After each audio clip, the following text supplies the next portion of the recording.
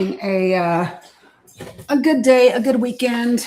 The weather is nice. I plan to go out and get a little bit of vitamin D in a little bit, but I thought I would first go live and have a chat with you guys. So we can do it. We will kind of get into the things that have been happening in the last few days, what we think about them, and all that kind of jazz. Okay.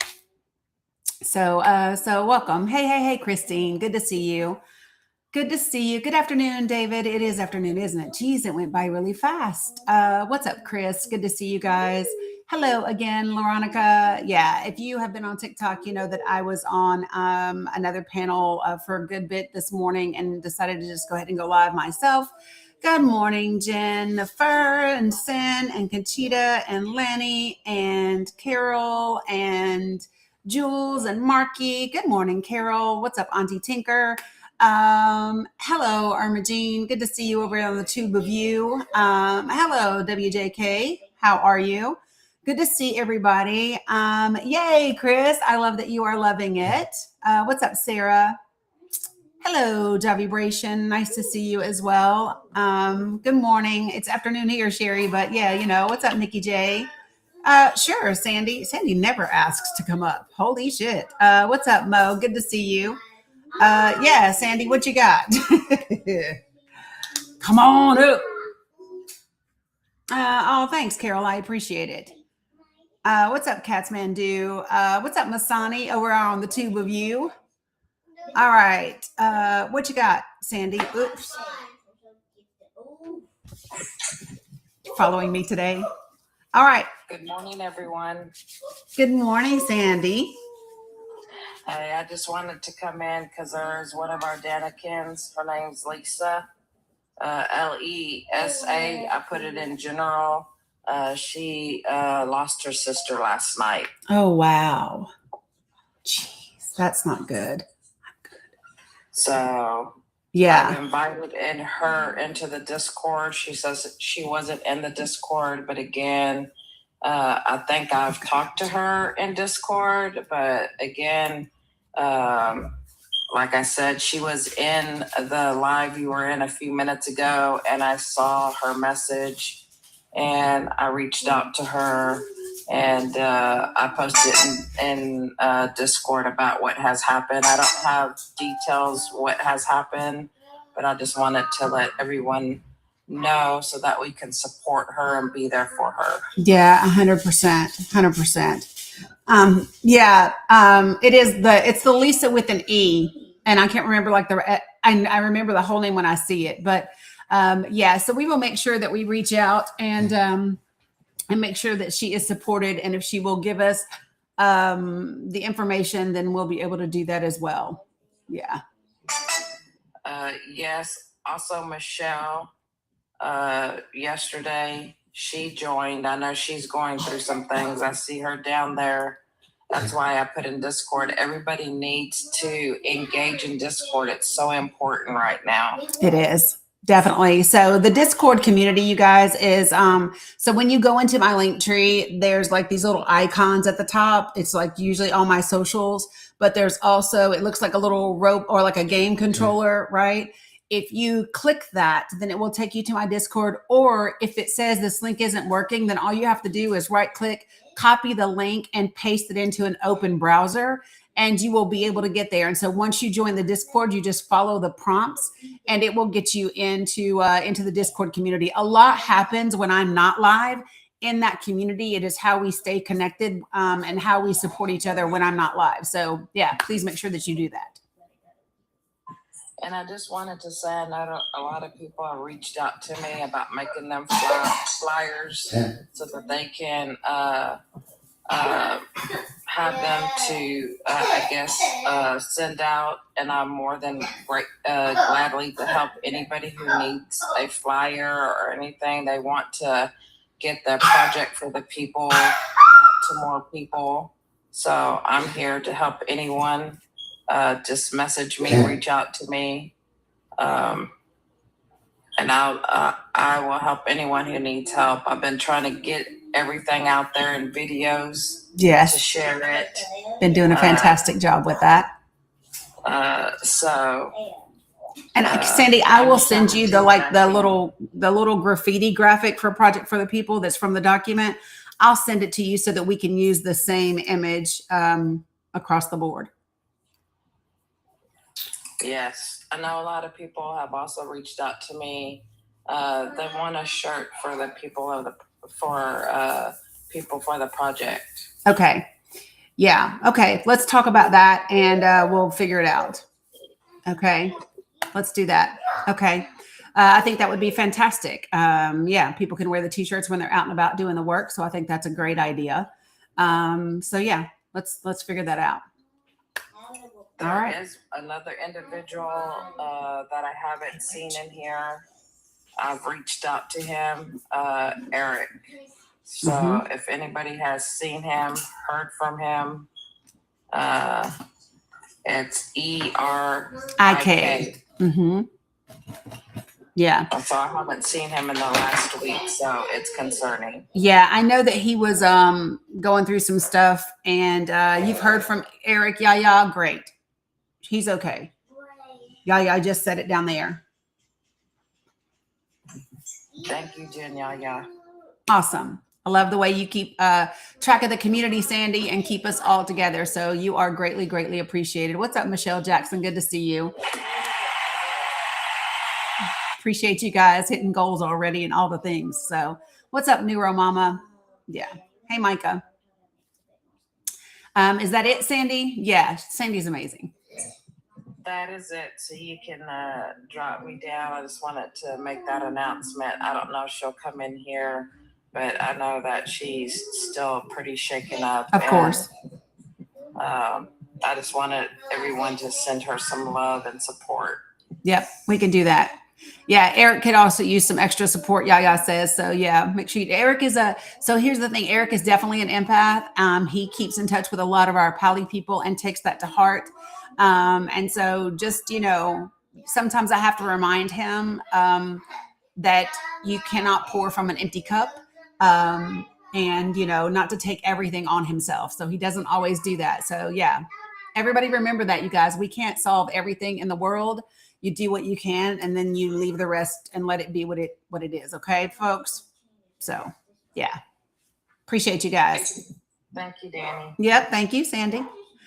All right, so folks, I haven't even done my hair today. I literally just brushed my hair and then decided to go live. What's up, Ervette?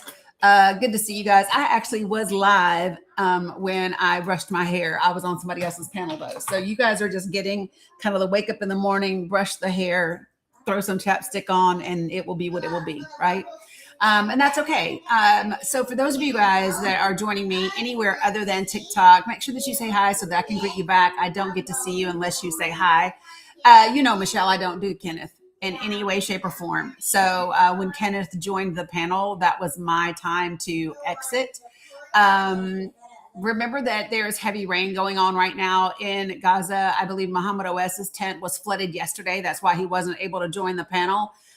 He's with us today. So I'm definitely going to bring him up here in just a little bit so that, because he did not get any of the coins from yesterday. So I'm going to recharge myself and do some things for him. But I've got donations to send him directly. So Mo, if you're still in here, can you do me a favor and let Mohammed OS know that for me? Yeah, I can't. I'm not.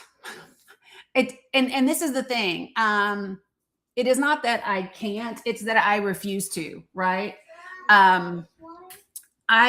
So for those of you guys that aren't on TikTok, there are some folks that are just diehard Trump supporters, right? And some of them are like, they're known around the platform. And they like to go into a lot of debate lives and things like that. I don't do debate. Okay. I don't debate. I like to inform. I like to discuss. I like to talk facts and information and things like that. Right. And then that's what I do. But today I followed the boss. Y'all know how I do sometimes. I followed the boss and into a live. I should know better, but I did today. And y'all see I had to gel my sides down. Jesus. Anyway, and that was okay, right? And it was fine. You know, it ended up being good for a while. I was able to get out some good information for a minute, and I could even deal with I could deal with PK. I ended up cussing out MAGA American, but you know, it is what it is. But when Kenneth joins, it's a different thing. And the reason it's a different thing, I don't mind sharing this with you all. Thanks, Michelle. So I don't deal with Kenneth because I joined a live. I had followed the boss into a live, and this is a long time ago now. And there were some Black women on those lives and whatever. And Kenneth continued to make it about my complexion. Yeah, I mean, Kenneth W. He continued to make it about my complexion, and he wanted to bring up colorism and kept referring to my light skinness and all different types of things. And it became a thing where it became a thing. And I left that live. I don't go to that particular live. I don't go there. I don't go there. I don't go on a live with Kenneth. I don't do any of those things, right? Can somebody message Mo and ask Mo to come here so that I can get Mo to share with Muhammad OS what I just said? He is an instigator for thrills. He doesn't mean anything good by anything that he does. Hey, Carl, good to see you. So I don't give him the time of day. I don't. And here's the thing, right? So one of the reasons I take exception to him and that behavior is, and I have been very open about this, okay? I have experienced a tremendous amount of racism from white people in my lifetime, obviously, right? And I have also experienced colorism from Black people in my lifetime, right? And one of the things that I have said is that for me, thank you, Carla, it is the colorism that has always hurt my feelings more than the racism. And the reason why is because I feel like Black people should know how I feel. And so it's always been more hurtful to me to experience those things from Black people than to experience racism from white people. Right? It just always has. And so when I encounter people that's the world in which they live and that they like to live, I have no desire to participate in that. And I don't give those people space in my life. I just don't. So Kenneth W. is not welcome on my panels. And he tends to come a lot because I've said he can't come. He even came in last night. Hey, Lisa, sending you lots of love and support today, sweetheart. Let us know if there's anything that we can do as a community to help you out. She lost her sister last night. Also, Attorney D did put up a post. She does have a disability. She's having a hard time with her convulsions and things like that. So send some good energy her way, some prayers, whatever it is that you do. Send some of that love to her and support her as well. What's up, 2409? Hey, Tony, good to see you. Okay, so I think once I get Mo in here, Mo can let Muhammad OS know. I'm not going to bring Muhammad OS up just yet because I just went live, and y'all know how the algorithm does. So I need to do what I can do. Okay, I need to do what I can do. Hey, Doc, good to see you. Yeah, Pop's looking boy. I don't fool with Kenneth W. at all. I just don't. I refuse to give that space in my life. I just can't do it. I do want to talk about a few. You could see I have 3 prompts up here today. And the reason I call this Saturday Sentiments is because I really want to have some discussions about these 3 things, right? So why does the United States of America get to determine the capabilities or the government or the existence of Black and brown countries, right? Hey, Jeff Kennedy. You know what I mean? Why do we believe that we get to do that? Why do the British believe that they get to do that? Why do people act like we have the right to do that? I heard someone today, a white dude, PK, whatever his name is, and he said, we don't allow countries that are on the terrorist list to have nukes. And here's my thing about that. The United States of America is a terrorist country. We are a T-risk country to other countries. And it's not our list that determines the existence of the world. We engage in T-risk behavior quite a bit, you all, quite a bit. And I think we really need to start talking about that and questioning how we think about our position in the world and what makes us believe that we are better than other countries. Yeah, there's a lot of countries. Yeah, the EU is starting to agree with us on the United States of America. There are other countries that are going, hey, and especially because of the leadership that we have here in the country right now. And when I say leadership, I'm talking about the administration, right? Um, hey, Amy, good to see you. And no, Master Pocket, I don't think that people have forgotten about Palestine. I know for us, we haven't forgotten about Palestine. We talk about Palestine quite a bit here.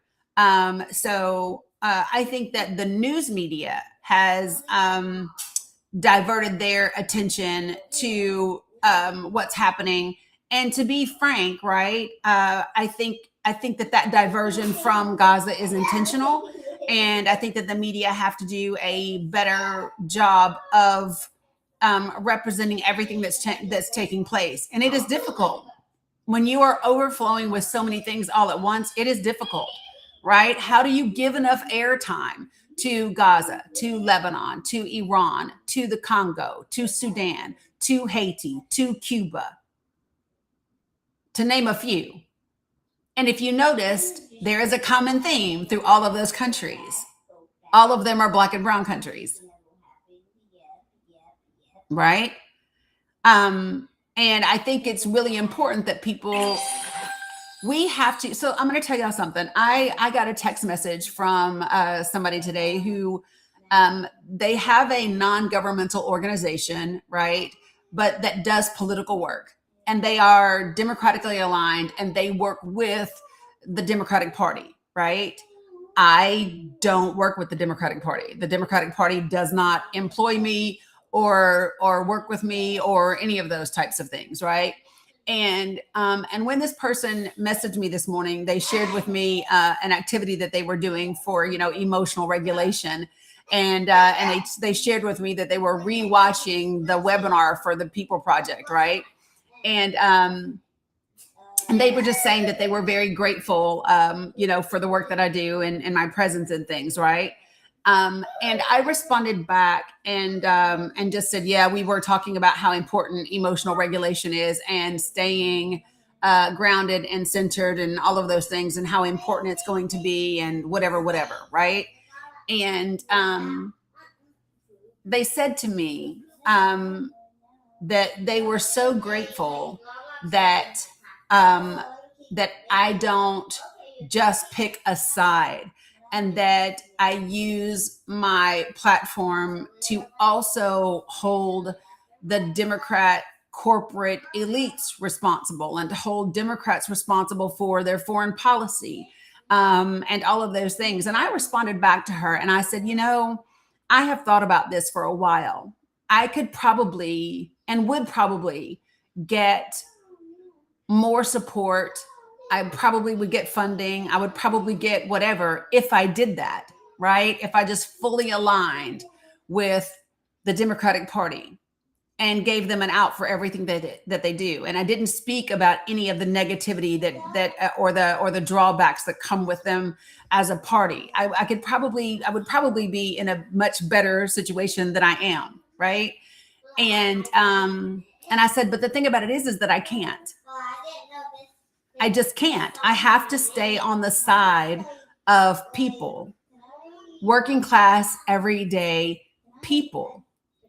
And that means that I can't pretend like I don't see the bullshit that comes from some of the folks within the Democratic Party, right?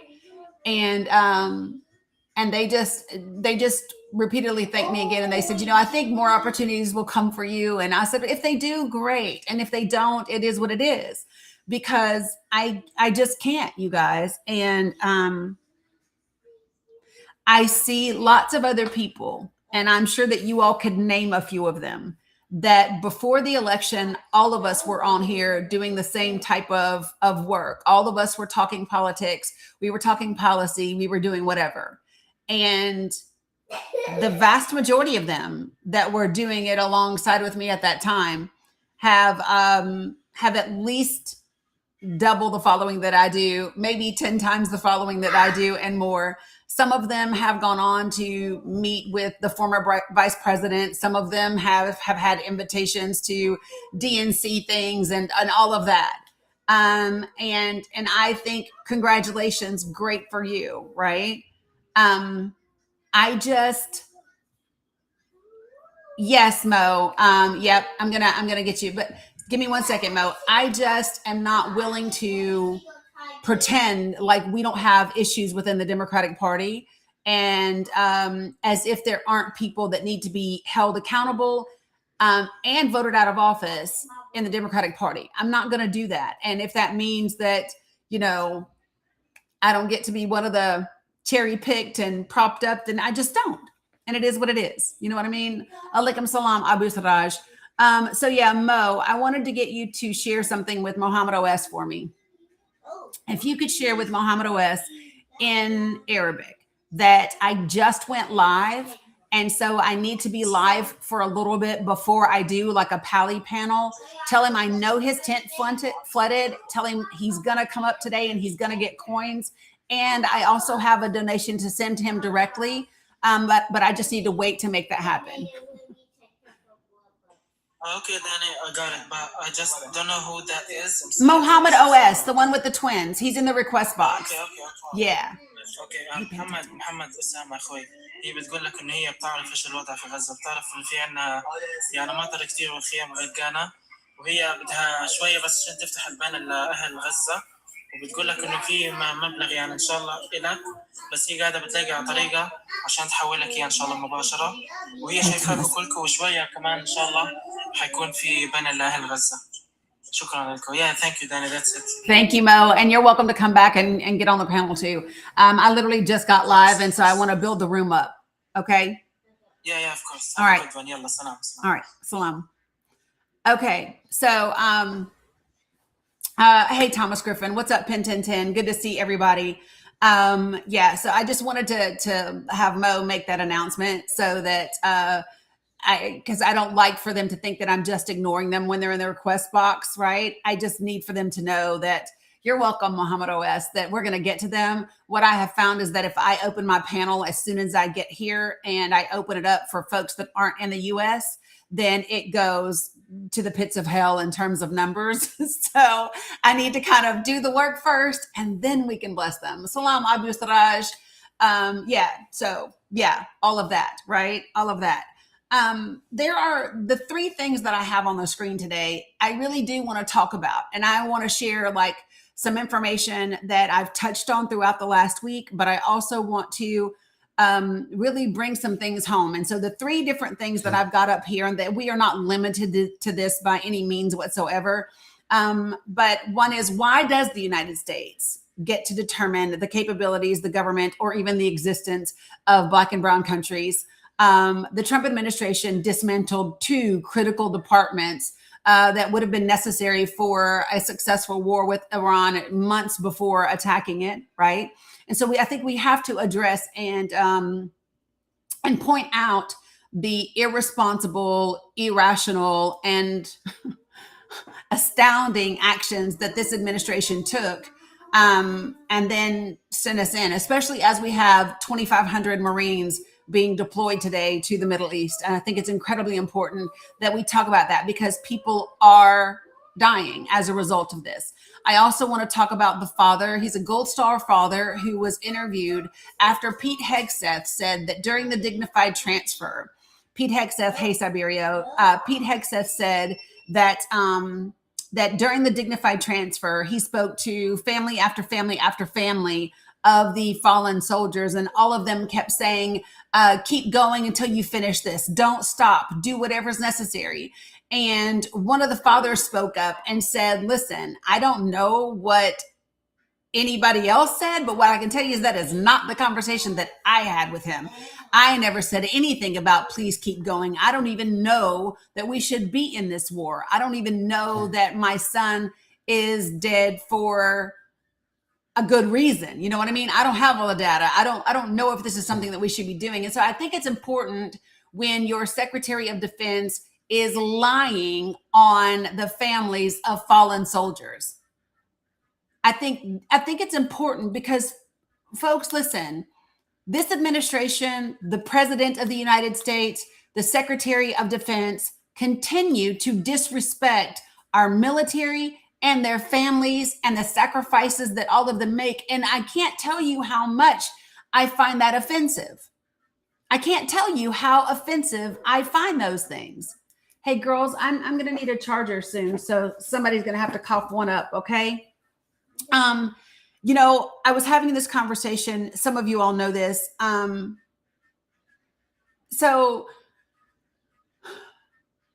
Yesterday in the wee hours of the morning, I found out that one of my brothers who we both joined the military in 91. Now, if you all remember, where were we in 91? We were in Iraq, right? And so I just found out that he has multiple myeloma because of the burn pits in Iraq. Many of you all know that I lost my dad at the age of 32. He was 32. I was 6 months old from lung cancer from the Agent Orange in Vietnam, right? It is incredibly, I can't tell you the mixture of emotions that I have when I look at the things that this country and this administration is doing, as more people are being deployed for a war that has nothing to do with the United States of America, is of no benefit to us whatsoever, having lost two of my own family members, right, as a direct result of us doing this previously. Have we learned absolutely nothing? Why do we keep doing this? And why do we believe that we should be able to dictate these things to other countries? Because we shouldn't. There's nothing about us that makes us superior to them. I listened to someone say today that the United States, that not believing in collective punishment is the basis of Western culture. And I literally wanted to scream at the top of my lungs because that's absolute fucking horseshit. Western culture is absolutely built on collective punishment, just not the collective punishment of white people. Tell a Native American that Western culture doesn't believe in collective punishment. Tell Native Americans that. Tell the indigenous people that Western culture doesn't believe in collective punishment. Of course they do. Of course they do, just not of white people. Right?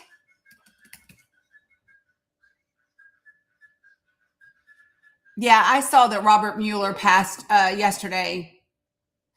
He was diagnosed with Parkinson's in 2021. Good afternoon, Cheryl. Hey, sissy, I need a charger. Can you bring the whole long thing over here, baby? Once I'm charged, baby, you can have it back, okay? And so I'm just at this place. So let me just. I think I already have lots. Because I've been using that charger.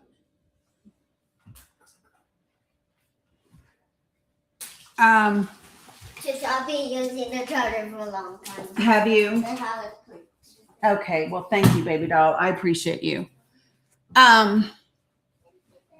Sorry, you guys. I'm plugging up while I talk. What's up, Deborah Richards? So I don't know about you all, but the place that I have reached is that I don't want to put Band-Aids on things. Hey, Letty. I don't want to put Band-Aids on things. I don't want to put lipstick on a pig, right, and call it pretty.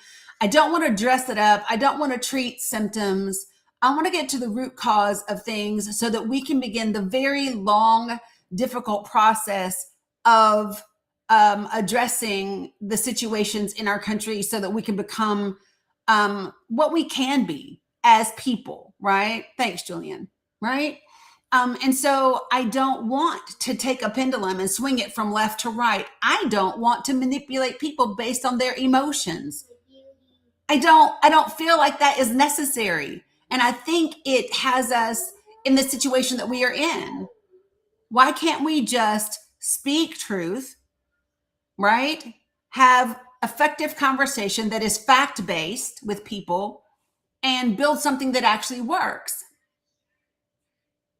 Because here's what I know, coming from where I come from, I know that poor working class white people are sick of old money and corporations just as much as anybody else.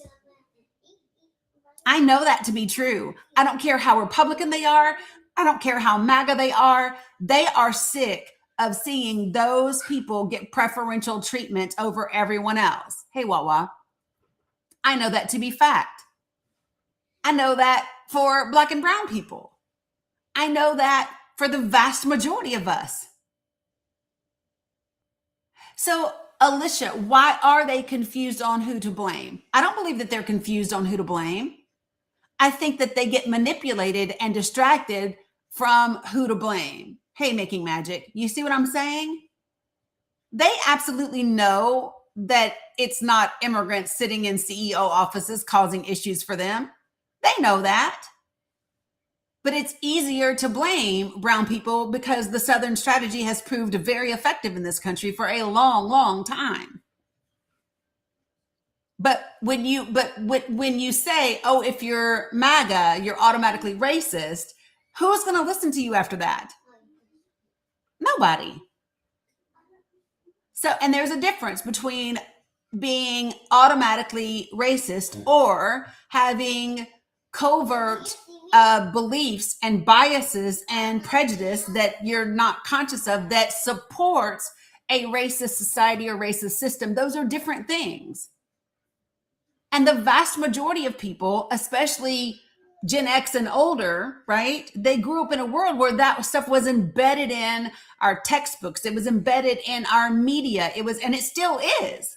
So to them, they don't see it, not because they don't want to see it, but because it's just been the norm. And they're not going to be able to unpack something if the way that you are coming at them is attacking them, right? Appreciate that, Angie. Sounds good, Michelle. Okay. And so you have to be able to create space for people to acknowledge and accept what's been prevalent all of this time. But you're not going to be able to get people to identify those things if you make them feel shame, if you make them feel guilt. Right? You okay, sis?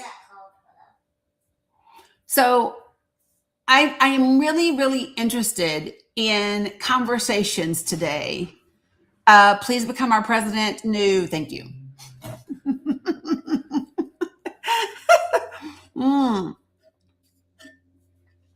What's up, Rebel? How are you? Yeah, they're talking about Robert Mueller passing. Well, yes, and a lot of people are conditioned to believe that's just how things are. And I'm going to tell you the other thing that makes it challenging. So listen, not only are people conditioned to believe that this is just the way things are, when you participate in a faith, listen, when you participate in a faith that reinforces that not only is this how things are, but this is how things must be in order for your Savior to return, you become accepting of the worst conditions. Do you understand the benefit of that? It's not the benefit to you, right? But I mean, stop and think about that for a second. Not only are you conditioned to believe this is just how things are, But many people believe that this is how things must be and that things must get worse in order for their Savior to return and for them to be able to walk on gold streets in heaven, even though they're not going to have a physical body to be walking on those streets. That's what people believe. And then it gives you an excuse to sit on your ass and do absolutely nothing while accepting the worst of circumstances, believing that the meek shall inherit the earth. Well, shit, there won't be any earth left to inherit by the time these people are done. By the time these folks are done, there will be no earth left to inherit. What's up, Cincy?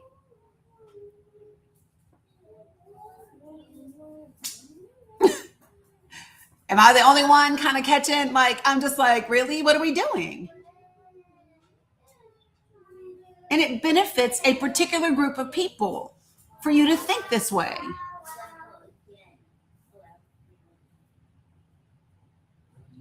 Surprise, like, spoiler alert, the people that it benefits are not the working class folk. Yeah, well, Foxtrotter, let's talk about it.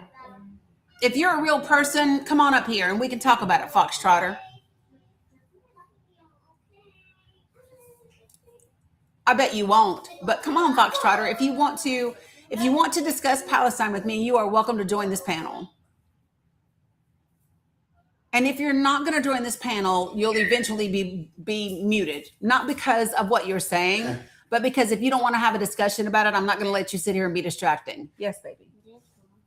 Huh? No.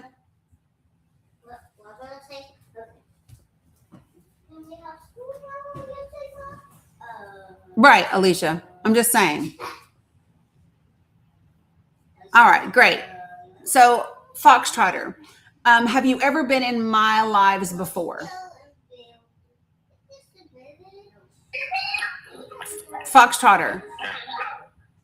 Have you ever Foxtrotter? Foxtrotter.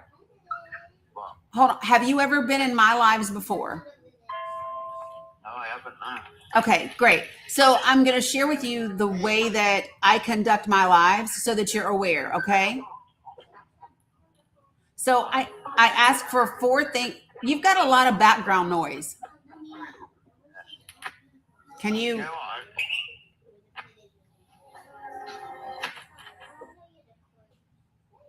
Well, he's gone.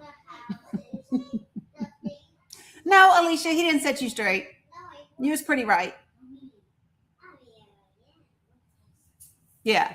See, what tends to happen, okay, a lot of the time is that people will either not come up on the panel at all, or they are unable to go by 4 very simple guidelines, right? So 1, I ask for people to be respectful here. 2, I ask for you to not use slurs of any kind. 3, you don't spam my comments, which means don't say the same thing over and over again. And 4, don't type in all caps because they're reserved for my moderators and my folks that are vision impaired. Now, if you are a grown adult and you can't manage those 4 things, feel free to escort yourself out of my live at this moment. Good afternoon, Sekhmet. Feel free. Go ahead and take yourself on out of here. Because I do respectful conversations and discussions that are meaningful and beneficial. I don't do screaming and talking over each other and calling each other names or any of that. Good morning, Robin D. It's afternoon for me, but oh, congratulations on getting the Superfan box. Appreciate that.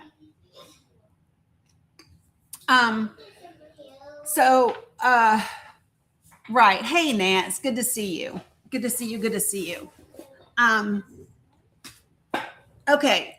Well, so let me ask you a question. And if you've been in here with me for a while, hey, Deadly Green Eyes, if you've been with me for the last several days, you probably know about the 2 departments that have had significant cuts to them, right? If there is anybody that is in here that has not heard me talk, hey, Stephanie, that has not heard me talk about the cuts to the civilian protection Office of Civil Protection Excellence, or the Department of Energy cuts specifically to the oil and gas experts that happened about 6 months ago. If you have not been in here while I talked about that, please let me know. Hey, Linda, do me a favor. Can you unblock Foxtrotter just in case they're going to come back up here to the panel? Can you unblock them for me? You signed up with Mr. Global. I love that. Mr. Global's amazing, right? You have not, April? You haven't, Tony? Okay, cool. All right. So I'm going to give you some information. I am working on putting these parts of it in my link tree as well. So I've added some new stuff to my link tree in the last day or so. So if you, let me, can I do a little bit of can I check the room for a second? Okay. Let me check the room. If you were not here when we talked about, or you weren't here, or you did not see my videos on it, thanks, Linda. If you are not familiar with the United States history with Iran that I gave as a background to what we're doing right now, can you do me a favor and put a 1 in the comments? If you're not familiar with the actual U.S. history with Iran, put a 1 in the comments. We're going to do a little bit of a temperature check here. Okay. There's a few of you. Okay. Gotcha. Okay. So I'm happy to go over that again. What I will also tell you about that is that the documents for everything that I'm going to tell you, cool, Irvet, they are in my link tree. So feel free when I get off this live to go to my link tree, and there's a section that actually talks about it, and you can click all of the links and see the information for yourselves. Okay. Number 2. Yeah. So Crown, I think that you missed what I said at the beginning, which is don't type in all caps. You can see it right here. And that is because all caps are reserved for my moderators and for my folks that are vision impaired. Okay. We can have a conversation about what you're saying, because it's actually not accurate. That's actually not a thing. So I sent you an invitation to join the panel, Crown. I'm gonna go ahead and move the animal, the place where we can keep all the horses. And then and then crouch, and then you can come in. Again, crown, not on tilt. Join the panel and let's talk about it. I literally sent you an invitation.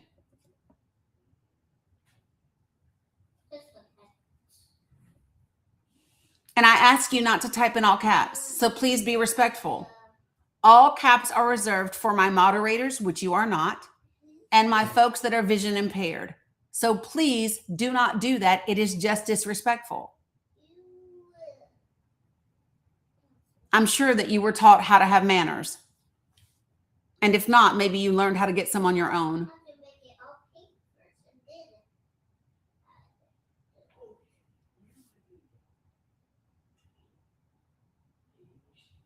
Right, my life. This is not difficult.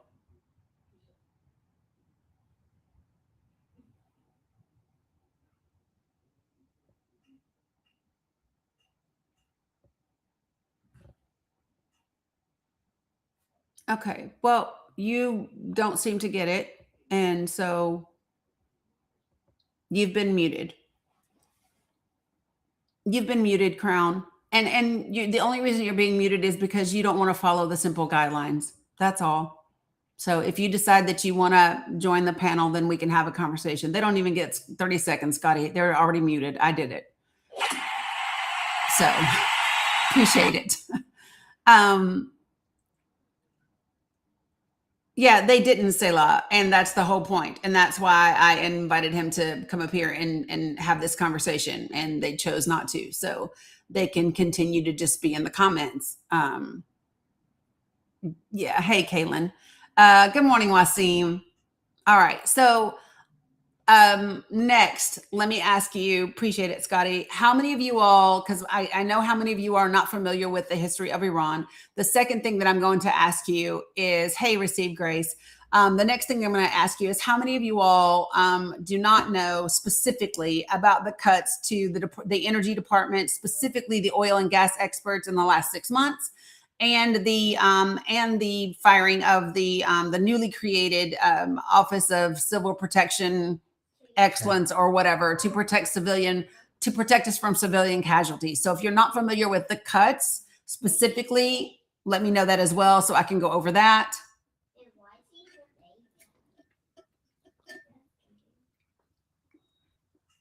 No, Irvet, they can't.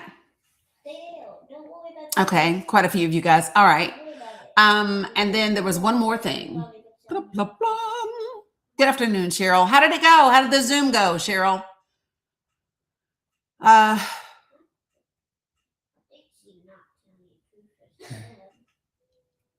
Yeah, well, I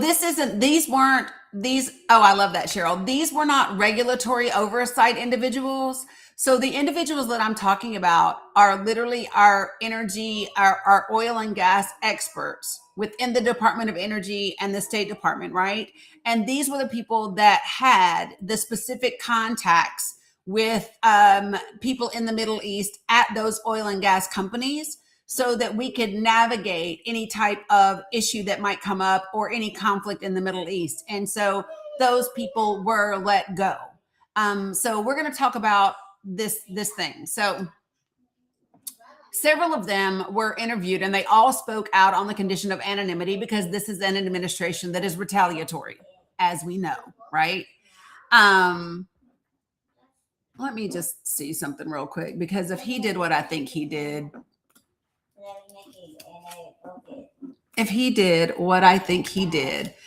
I'm going to be...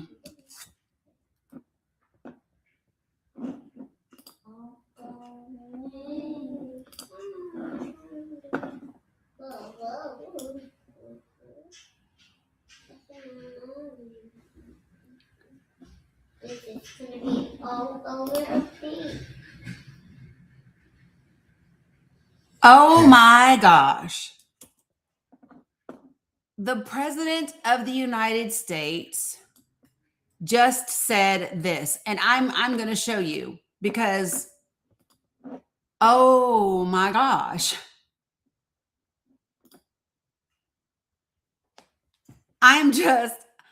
Nothing should surprise me.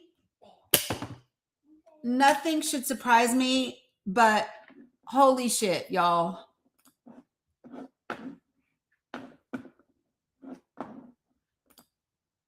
The President of the United States just said, Robert Mueller just died. Good.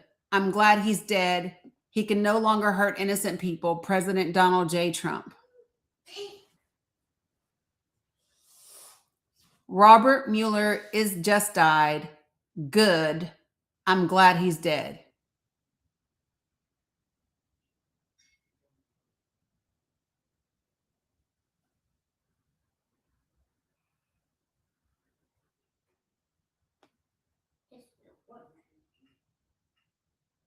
For my pet, you know, it comes to me.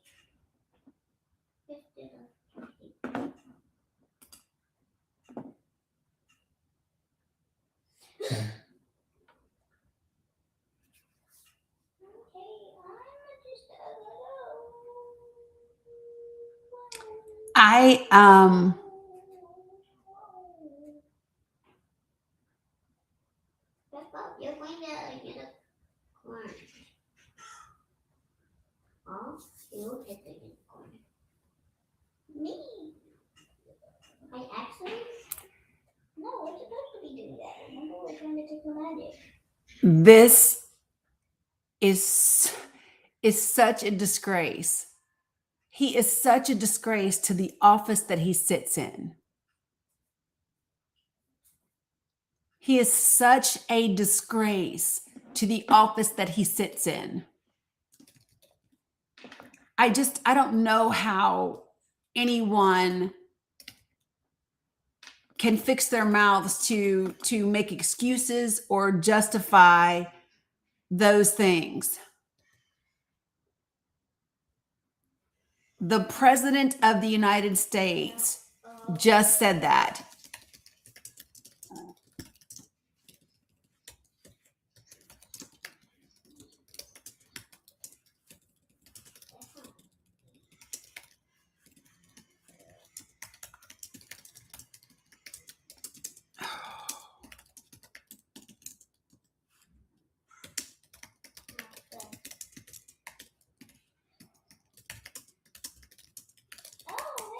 I'm sorry, you guys. I think I'm at this place today where I feel so many different things.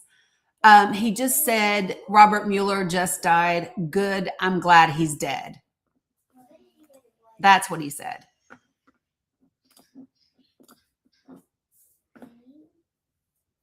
That's what he said.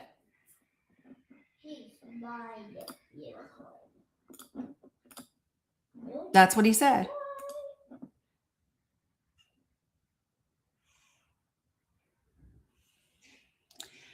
I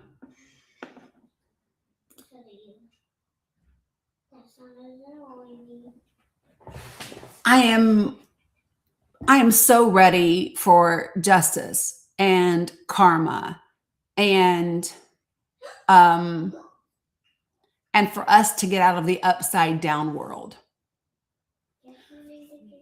No, he doesn't listen to Melania, Jeff. Let me tell you all something. This is who he is. And the only reason we didn't see it to the degree that we are seeing it now is because in the first administration, he has oh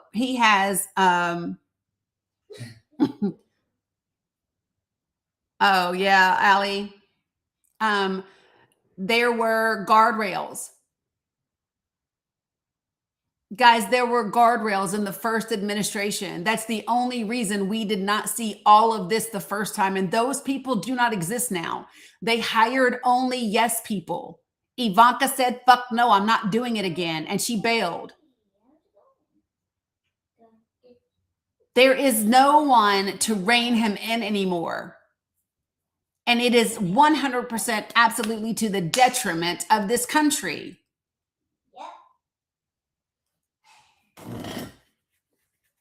It's not him that they're afraid of. It is the seat that he sits in and the power that comes with that seat, because he is retaliatory. He's told you all, he loves to pay people back. He loves to get even. He has said that.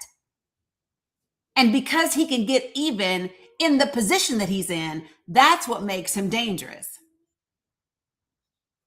No. Because he was being backed to get in again. It's not just that. So listen, he was the Trojan horse for the agenda. It's not that he has information on all of them, bling the things. I don't believe that. He's not smart enough to remember all the fucking information. He could have. Let me just say this. Donald Trump is not smart enough to remember any information that he might have on anybody. It was just now. I just shared my screen and showed it to you. It was 31 minutes ago.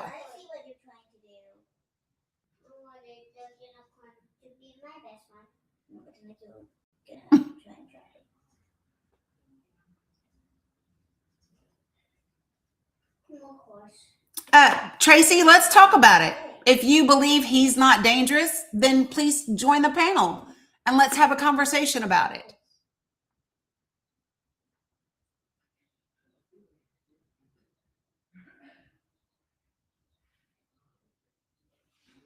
So one of the things that I do in this space, you guys, is I like to have respectful, fact-based conversations. And I will do that with anyone, even if you disagree with me. I don't care if you disagree with me. We're just going to have conversations about it. Okay, Rebel. Well, I don't understand. You can chat in the chat box, but you can't talk.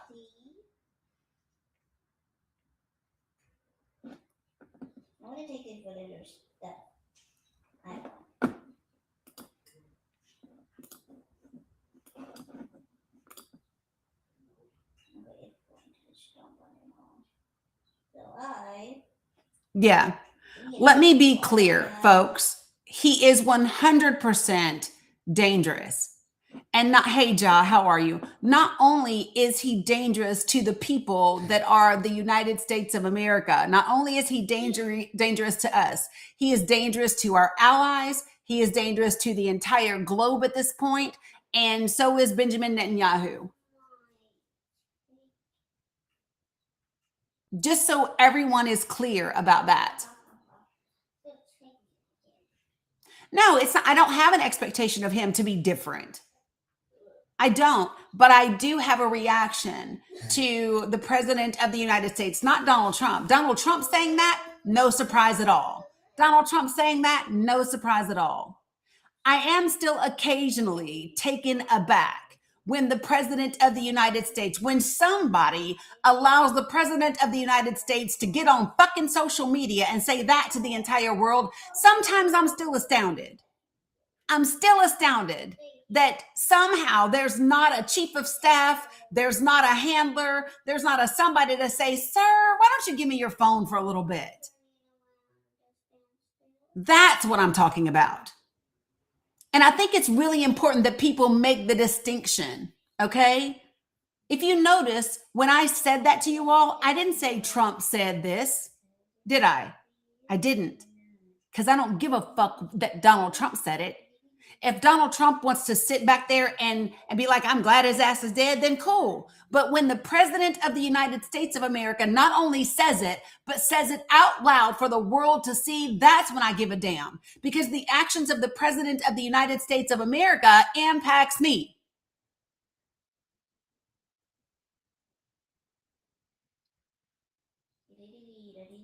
Right, Dominic, mentioning Pearl Harbor and surprising us with the Prime Minister of Japan sitting beside us. That wasn't on my fucking bingo card either. The president of the United States joking about Pearl Harbor when guess what? There are still people in Japan and in Vietnam whose children are being born with birth defects from what we did back then.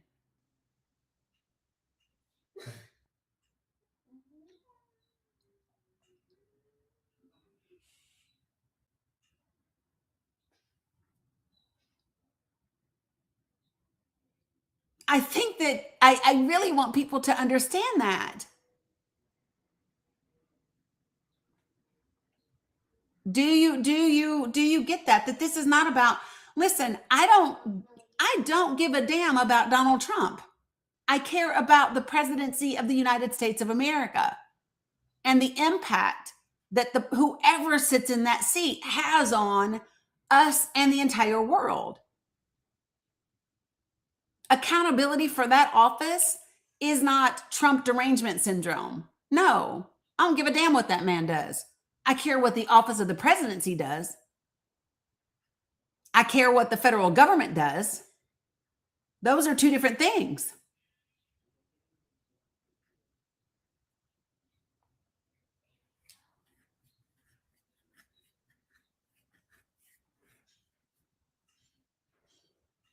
And everyone, I mean, I really do believe everyone should care about this. Can you imagine? I just sit back sometimes and I think, but you all didn't want anyone to say anything about Charlie Kirk, who said racist, bigoted, sexist things all the time. But people weren't supposed to say, shit, I'm fine with Charlie being gone. But the president can say that a public servant passing who served his country, we're glad he's gone.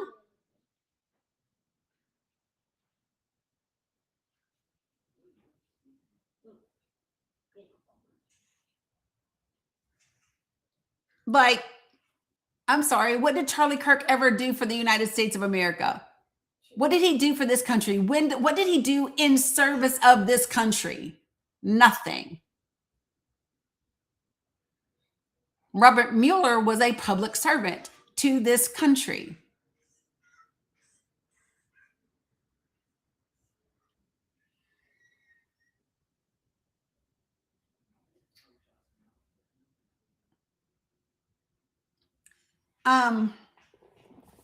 Yeah, I know he said the same thing for Rob Reiner. I think for me, what is the difference is, again, Rob Reiner still, not Robert Mueller.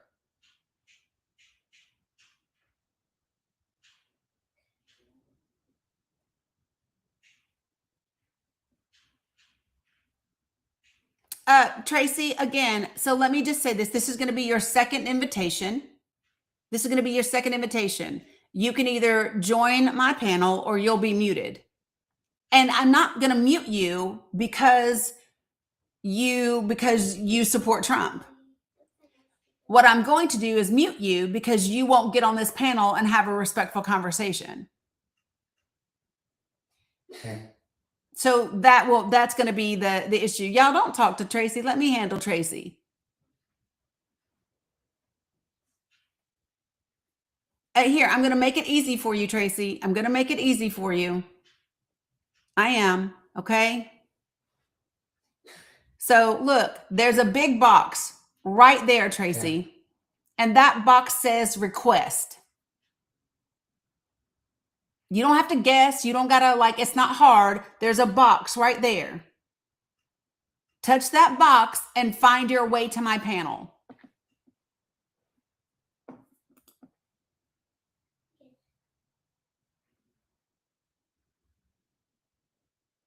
Because I really want to have a conversation with you. If you don't believe, so I really do want to have this conversation. He doesn't want this reaction from us, Richard. He wants the headlines.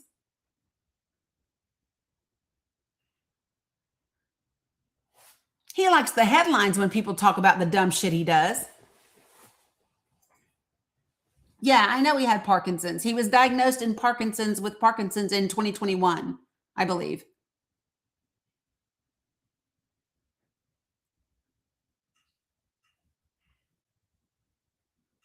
Boston, if you want to talk about it, let's go. Come on, Boston. If you want to talk about Iran, please join the panel. Okay. Waiting for you.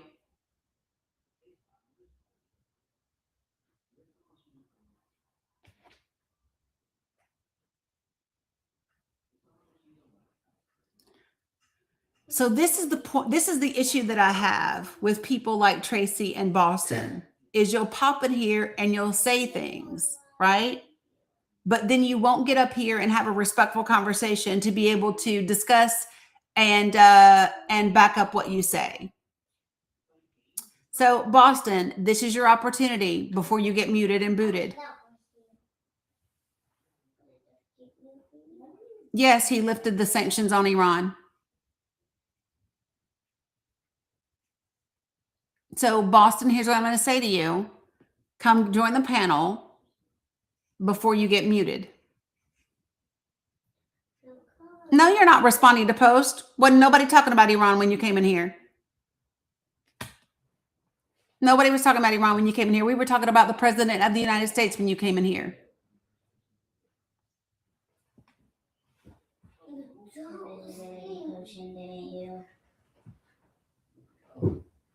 So, are you saying that you're unable to have a respectful, fact-based conversation?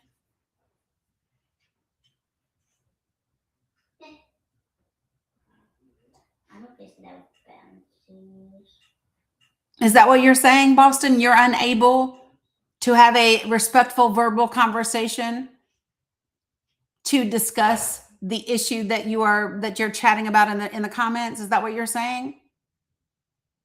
You don't have the ability to articulate facts and evidence to back up your claims in the comments? Is that what you're saying?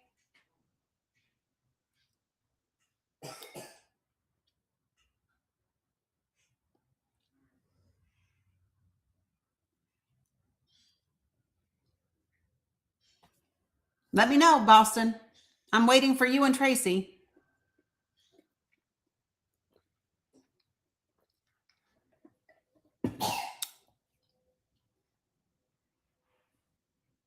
He's disgusting. By the way, Riley, I appreciate you. Thanks. I'm going to tell you guys what's going to be really, really crazy. It's come Monday. Who knows what happens with regard to Russia on Monday? Who knows what happens with regard to Russia on Monday? Anybody?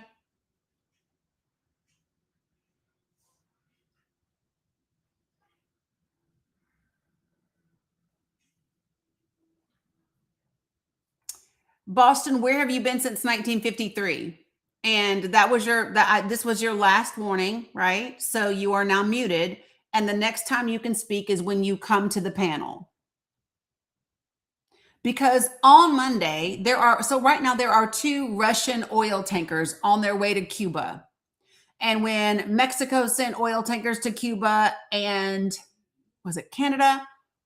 2 other countries already sent oil to Cuba, and we intercepted them and turned them back. We didn't allow them through.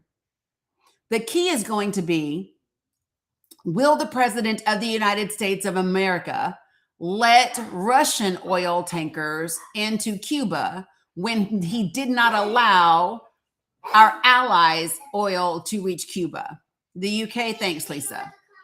So the UK sent oil to Cuba, and right. So the question is, whatever we did, yeah, we intercepted it.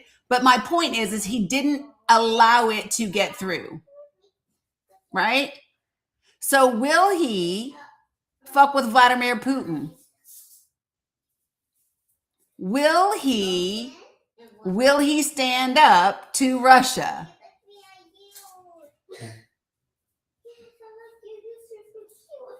Because the first one arrives on Monday. And that is going to be a huge thing. And I'm telling you, the world is watching. The world is watching whether or not the President of the United States of America allows Russian oil to reach Cuba.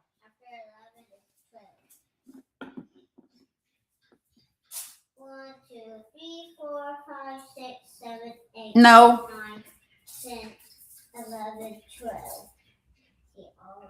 So that's going to be on Monday. So just watch. Day after tomorrow.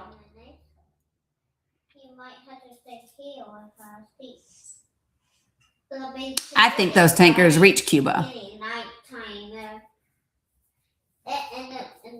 I think it reaches Cuba.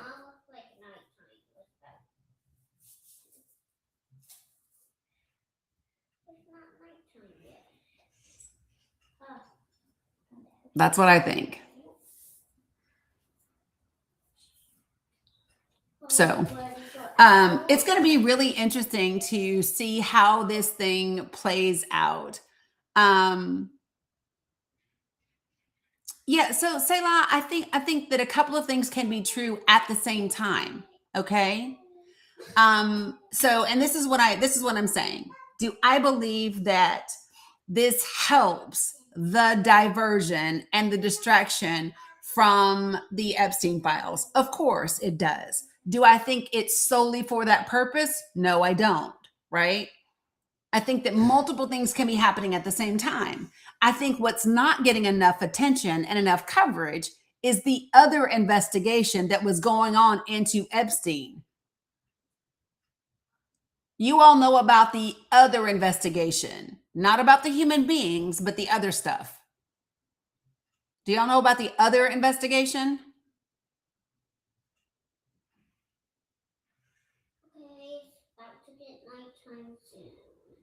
No? Yes? Yes, I can. Oh, shit. Okay, you guys. So in here, on TikTok, you can't say certain, okay. So, on TikTok, you can't say certain words. And so what I call these things on TikTok is, I call them, no, I'm not talking about New Mexico either. I'm not talking about New Mexico or the other property. All right. So listen, I am talking about the party favor business that he was running. So, they allege that he was transporting people, right? That was one of the investigations that we already know. But there was a whole nother investigation with a ton of evidence that he was, it was the rugs, it was the party favors. And it's a big damn deal. And our current Justice Department, this is JE, our current Justice Department was involved in blocking the release of information about this. So let me go ahead and let you know. All right, so the Senate Finance Committee ranking member Ron Wyden revealed today that Deputy Attorney General Todd Blanche recently intervened to block the DEA from releasing a key document. Notice I said the DEA, from releasing a key document relating to a long secret investigation of rug trafficking and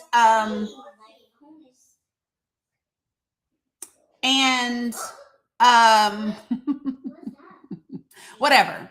The other stuff y'all know about. Anyway, and it was by Jeffrey and several associates. The document that Todd Blanche is keeping hidden is a 2015 memorandum that was prepared by the Organized Crime Rug Enforcement Task Forces, a unit within the DOJ that specialized in multi-agency investigations of rug cartels and illicit finance.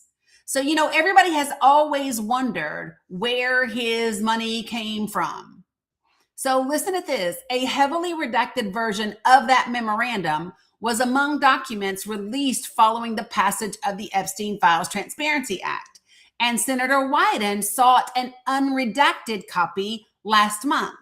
In a new letter to Blanche, Wyden wrote that Finance Committee investigators had been informed that the DEA was prepared to comply with his request until Todd Blanche intervened, and Wyden is demanding that Blanche immediately authorize the DEA to turn over the unredacted memorandum.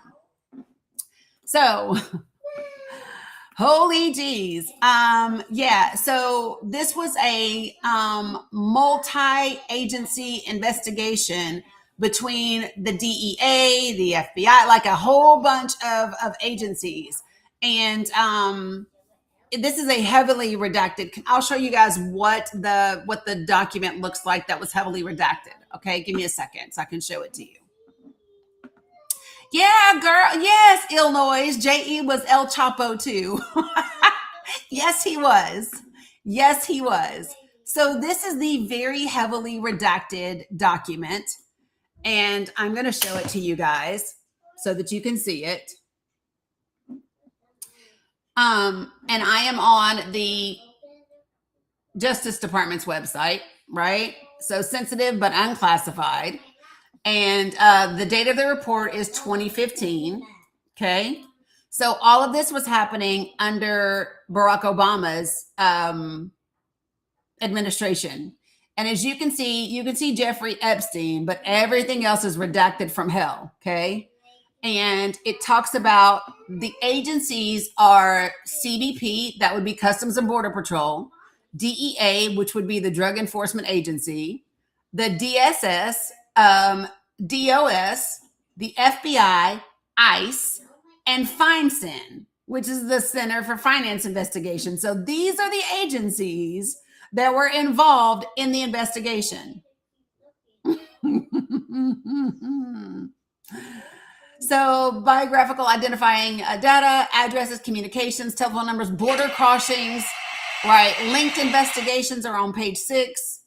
And listen, these are different people. So this is target number 1, target number 2, target number 3, right? Target number 4 is Epstein. So who the fuck is target number 1? If Epstein makes the number 4 list, who's the first target? That's what I want to know.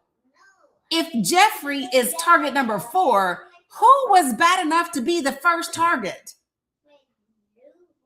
Who the fuck was that, y'all? So Wyden has asked for this document to be completely unredacted. And I want y'all to see how many targets there are. There are 15 targets. right? So this target profile product was prepared from a series of inquiries against the available OFC databases.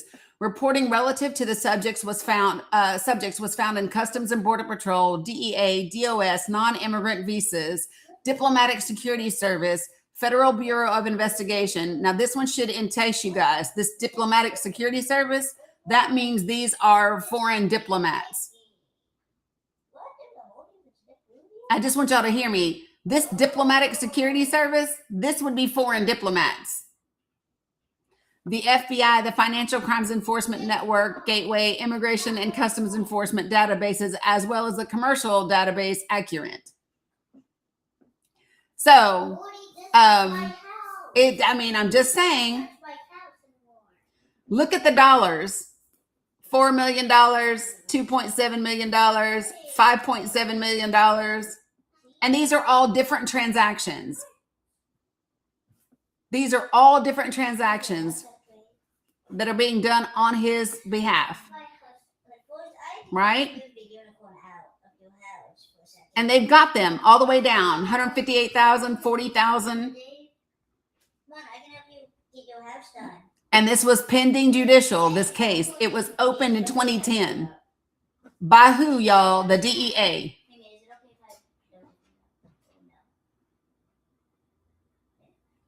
Look at that redaction. Look at that redaction, y'all. Can you even call that a redaction? I just call that shit a blackout. Just a whole ass blackout. Look.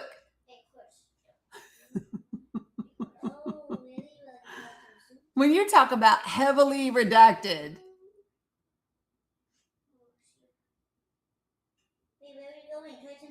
what in the world? Everything is redacted except the warnings.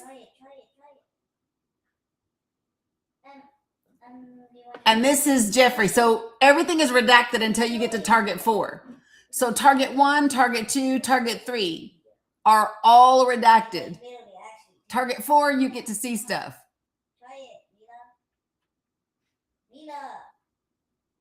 Stop trying to do that. But I just want you all to see. So the current DOJ is involved in this. Now, this date should interest y'all because this July 2006, this is when the Palm Beach police chief got the FBI involved in the very first investigation when it comes to Jeffrey. This date right here is the Palm Beach date. And this only occurred because of the Palm Beach police chief.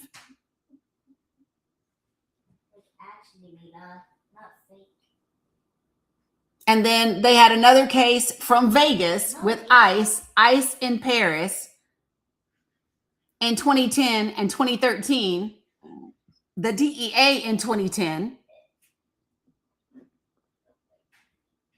in 2006, ICE in West Palm Beach, Florida, which is where we know he lived.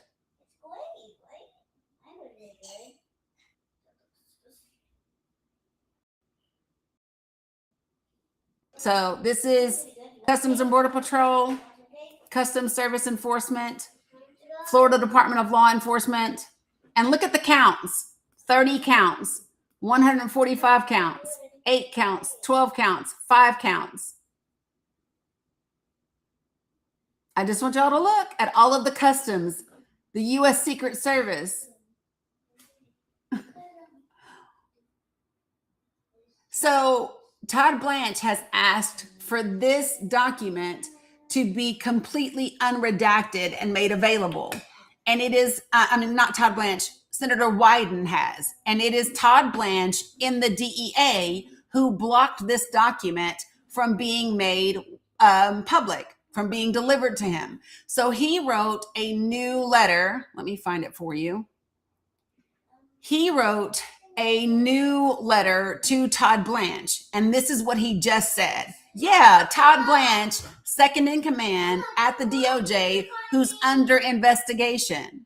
So Farah, this is a document that involves all of these agencies. You don't want a fake cry. What did I say would happen if you scream?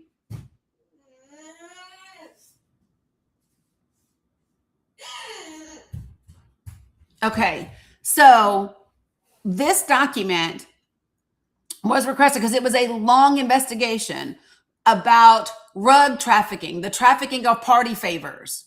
Okay. And so some of it was released because of the Epstein transparency files. Okay.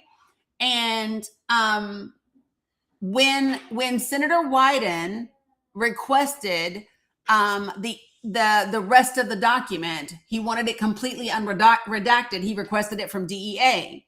Well, DEA was getting ready to give him the completely unredacted document. And then what happened is Todd Blanche from the DOJ blocked them from giving it to the Senate Finance Committee. So this is what Senator Wyden just said back to Todd Blanche, quote, "It has come to my attention that you are preventing the Drug Enforcement Administration from producing an unredacted copy of a report I requested regarding party favor trafficking and money laundering by Jeffrey and several associates. Your alleged interference in this matter is highly disturbing, not just because it continues the DOJ's long-running obstruction of my investigation, but also because of your bizarrely favorable treatment of Ghislaine Maxwell, one of Epstein's closet criminal associates. Closest criminal associates.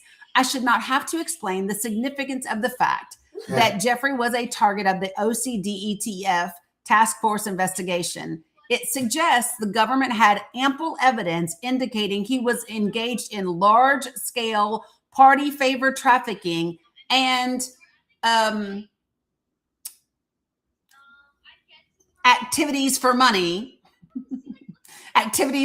relations for money, as part of a cross-border criminal conspiracy, and that Jeffrey was likely pumping his victims, including underage girls, with party favors that incapacitated them to facilitate abuse. I am at a loss to understand why you are blocking further investigation of this matter." And so, yeah. Yes. Yes. So, it's a huge deal. And I want you all to, so one of the things that we really need to understand is that, Todd Blanche is already under investigation by several state bars and state agencies. What's up, Mama Dukes? So this is a significant deal, folks. Who the hell are these other 14 targets? And I want to know who the top 3 are. Oh, I know that's why they chose them, Selah. I know that's why they chose them. I just don't think that enough people are aware that this is happening and how significant this is. If you follow Heather Cox Richardson, she wrote about this. Here, baby. So let me also say this, you guys. If you remember in the non-prosecutorial agreement and the plea deal that Jeffrey got in 2008, you have to remember also that in that deal, they talked specifically about reviewing Jeffrey's background, and that it was in the best interest of the United States of America and the state of Florida to engage in this agreement with him. And I have always said, well, how did Jeffrey benefit the United States of America? What was he doing that was beneficial to us? Were we allowing this behavior from him in order to get the goods on other governments, on foreign dignitaries and that sort of thing? Is that what we were doing? Were we using that with diplomats? But it's more than just the Israeli intelligence. We know about that part. Ehud Barak was enough to tell you that. Ehud Barak was enough to tell you that. The former Israeli prime minister was at his place in New York 30 damn times. Right? But it's more than that. especially when you talk about the party favor trafficking. So what were we doing? Like, how did it benefit the United States of America to allow him to engage in the trafficking of people and party favors? And the thing that makes me believe that it absolutely has to do with foreign diplomats and other people and leverage over other countries is because of the diplomatic secret service being involved.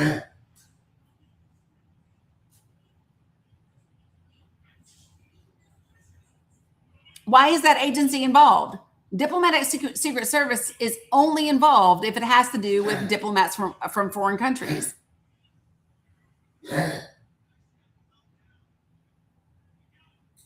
Sissy, when you finish eating that, I need you to get me your inhaler. So, could AI unredact it? I don't know. Maybe. Yeah. Yeah, they're different. Hold on a second. Give me a second. Oof, my back. So the Diplomatic Security Service, listen at this, is under the Bureau of Diplomatic Security. Okay. And I'll give you just a little rundown of it. No, deny your cookies. Thank you. So our mission is to lead worldwide security and law enforcement efforts to advance U.S. foreign policy and safeguard national security interests. Our vision is to be an agile and proactive intelligence-led security and law enforcement organizations to further diplomacy around the world. The Diplomatic Security Service has more than 2,500 special agents, security engineering officers, security technical specialists, and diplomatic couriers working and traveling worldwide. Yeah, it would be them people. How about that? So I just think that it's really important. So DSS investigates passport and visa fraud. The federal felonies that are often committed in connection with other crimes. They protect people, property, and information that are crucial to the Department of State. So, yeah, I'm just saying. It just makes me wonder. I don't know. When signing up, do we use our real names or TikTok names? Your real name, please. Yeah, it's one of the reasons. So, Carol, this is my struggle because it's pretty outside in terms of the weather, but because her lungs are not doing the greatest, I hesitate to take her outside for a prolonged time because it's springtime and the pollen and all of that stuff messing with her. And she just finished her round of steroids. So, like, as much as I want to go out, I'm like, ugh. You know what I mean? It's like a catch-22. So, I don't know. We might go out on the balcony and, paint or color or something. So at least we can get outside and get a little vitamin D. But I just don't know about doing that. You know what I mean? Completely. Like parks and playgrounds or even in the grass. You know what I mean? So I just hesitate to do that. For those of you guys who do not know, Bella is my granddaughter. And she was born at 6 weeks. At 26 weeks, she weighed 1 pound, 3 ounces. No, the mask won't do it, Kimber. So here's the thing that's important about her right now is in December, when I took her to her pediatric pulmonologist, her lung function was 90%. So that's still within the normal range. When she went to the pediatric pulmonologist not 2 days ago, but the Thursday before, so 9 days ago, her lung function was only 63%. So we just finished her round of steroids that they gave her yesterday. But as you can hear, she's still coughing. So I hesitate to, even though it's beautiful outside, and I'm like, ooh, it's amazing, and I want to go outside in the fresh air. I get concerned, Salam Hassan, about any of those things. You know what I mean? So, yeah. Ayad Mubarak, Hassan. So it just is what it is. Yeah. So I thought about it today. Yeah. So no, Femboy. So she literally sees a specialist for her lungs. Yeah. So she has a CT scan this upcoming Friday that I have to take her for. So we'll have to travel for that. But yeah. So we'll go from there. Okay. Anyway, back to the stuff. Okay. Yep. She has all of those things. But that's not, her cough is not from asthma. It's literally the lung function itself. So the nebulizer isn't the solution for this. She has inhalers. She has specific medication. She has a phenomenal pediatric pulmonologist. So yeah. Okay. So, yeah. So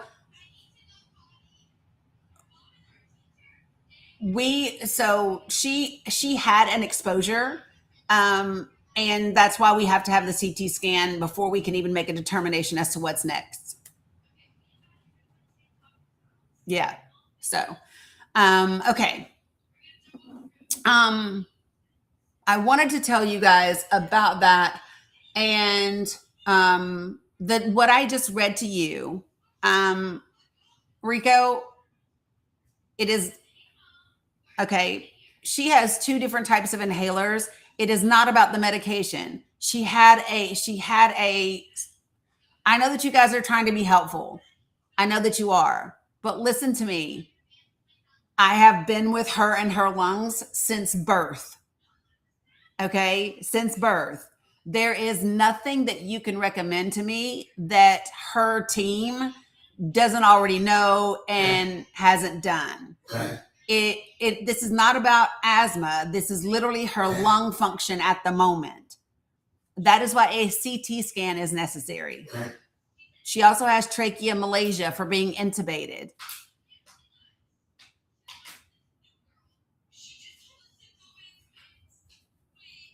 She has an incredible pediatric pulmonologist.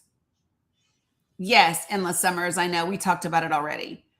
So I know that you guys are trying to be helpful, but just trust me when I say I couldn't be more on top of it. I know, Rico. It's not a problem at all. I know that you're trying to be helpful. I know. Okay. So let me finish telling you this. Okay. So, the document that I was reading to you, about that came from the, Senate Committee on Finance. So I'm actually going to put that in my link tree now. The other thing that I'm also going to, put in there is, let me see if I have the other one. Yeah. So this is the actual full letter from Wyden to Todd Blanche. And so let me I'll share this part with you. He says, Dear Deputy Attorney General Blanche, it has come to my attention that you are preventing the DEA from producing an unredacted copy of a report I requested regarding party favor trafficking and money laundering by Jeffrey and several associates. By withholding this unclassified document from Congress, you are covering up for PEDs and obstructing my investigation into the financing of Jeffrey's criminal relations trafficking organization. And this part's important. Listen to what he says. For years now, I have been conducting an investigation into the so-called quote unquote tax planning conducted by Jeffrey to finance his criminal organization. As part of this investigation, I am following the money and examining the extent to which Jeffrey was able to utilize the U.S. financial system to make thousands of suspicious wire transfers and cash withdrawals for the apparent purpose of trafficking women and girls. And so this is the full letter. So I'm going to put the full letter along with the other article from the Senate Finance Committee's issue and the heavily redacted document into the link tree for you. Now, the DEA probe lasted at least 5 years, which is absolutely wild, right? But yeah, they were investigating him for 5 years. They've looked at all of these transactions. Oh, I love that, Candy Kiss. Happy birthday, Mama. She turns 80 today. That's amazing. We love that. Okay, so let me make sure that this is a separate one from the other one.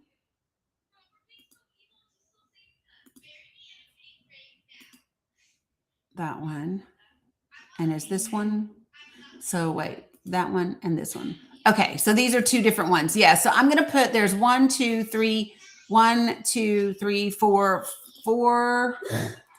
documents that are going into this collection in my link tree. If you have never ever been in my link tree, can you do me a favor and put a 1 in the comments? If you've never ever been into my bio and been into my link tree, can you put a 1 in the comments for me?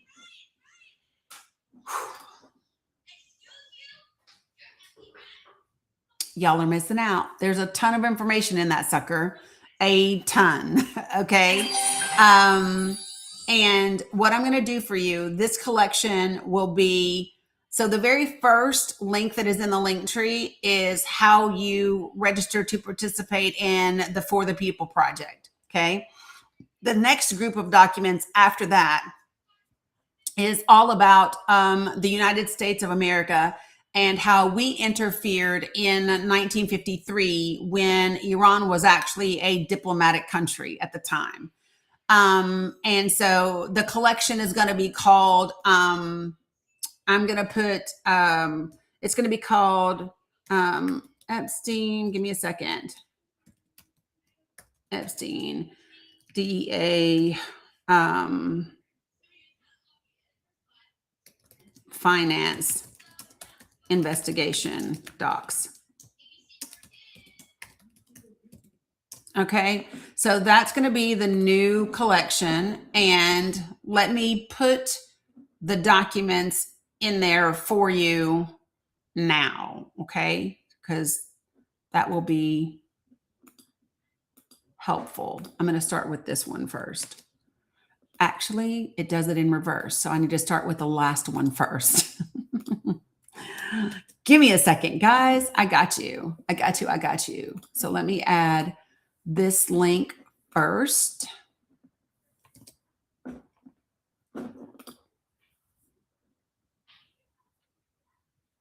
Perfect. And so I'm going to add that one to the collection. You guys, you have to give me a second because the link tree is so extensive, it takes it a minute sometimes to add my stuff. But give me a second. So I've done that one. So I'm going to close it so that I don't repeat it. Close, please. Thank you. Then what I'm going to do is the letter. Give me 1 second, folks. Thank you for being patient. But I'm adding these right now so that you can see them. Okay.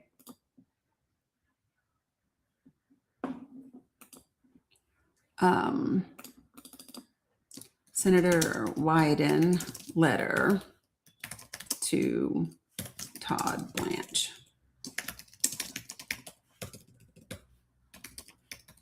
Okay. Boop. And now I'm going to add that to this collection. Perfect.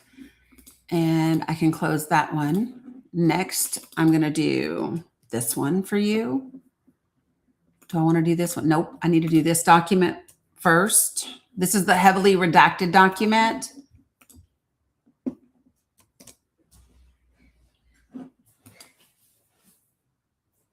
You good, Mila? Yes. Okay. Awesome.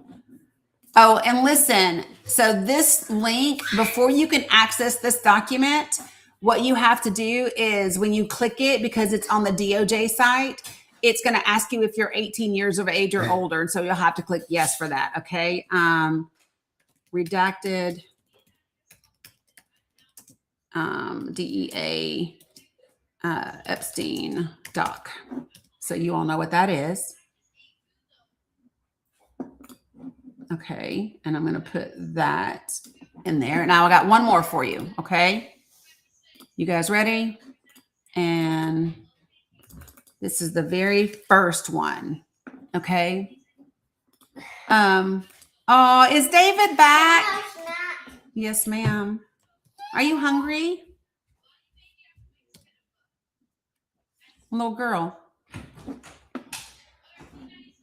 Okay, so this entire collection No, I has can't have those yet. 4 links in it. So I turn my mind over the nose. And Nose and that over the nose. here, I'm just going to take this one to the top. So, There. over All right, the it's set. The link tree is good for you. Hey, Josky. Over the nose and that over the nose. Okay, I need you to hold on for just a second. What's up, Michael? Good to see you. No, Kimmy J. So this document, the only reason that this document even became available this year is because it was released as part of the Epstein Transparency Files Act. Yeah, so nobody knew about this document until it was released because of the Epstein Transparency Act. Yeah. So if that act had never been passed, this document would have never been made public. Yeah. So that's part of the reason. Yep. It's wild, right? Okay, let me see. So I want to now I want to talk about the let me talk about the 2 huge parts of thanks, Breastbone. Let me talk about the 2 huge parts of the administration that were gutted within the last 6 to 9 months that would have been critical to the Israeli-U.S.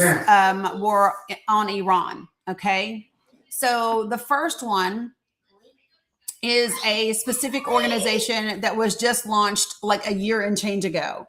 And it's the Civilian Protection Center of Excellence. Okay.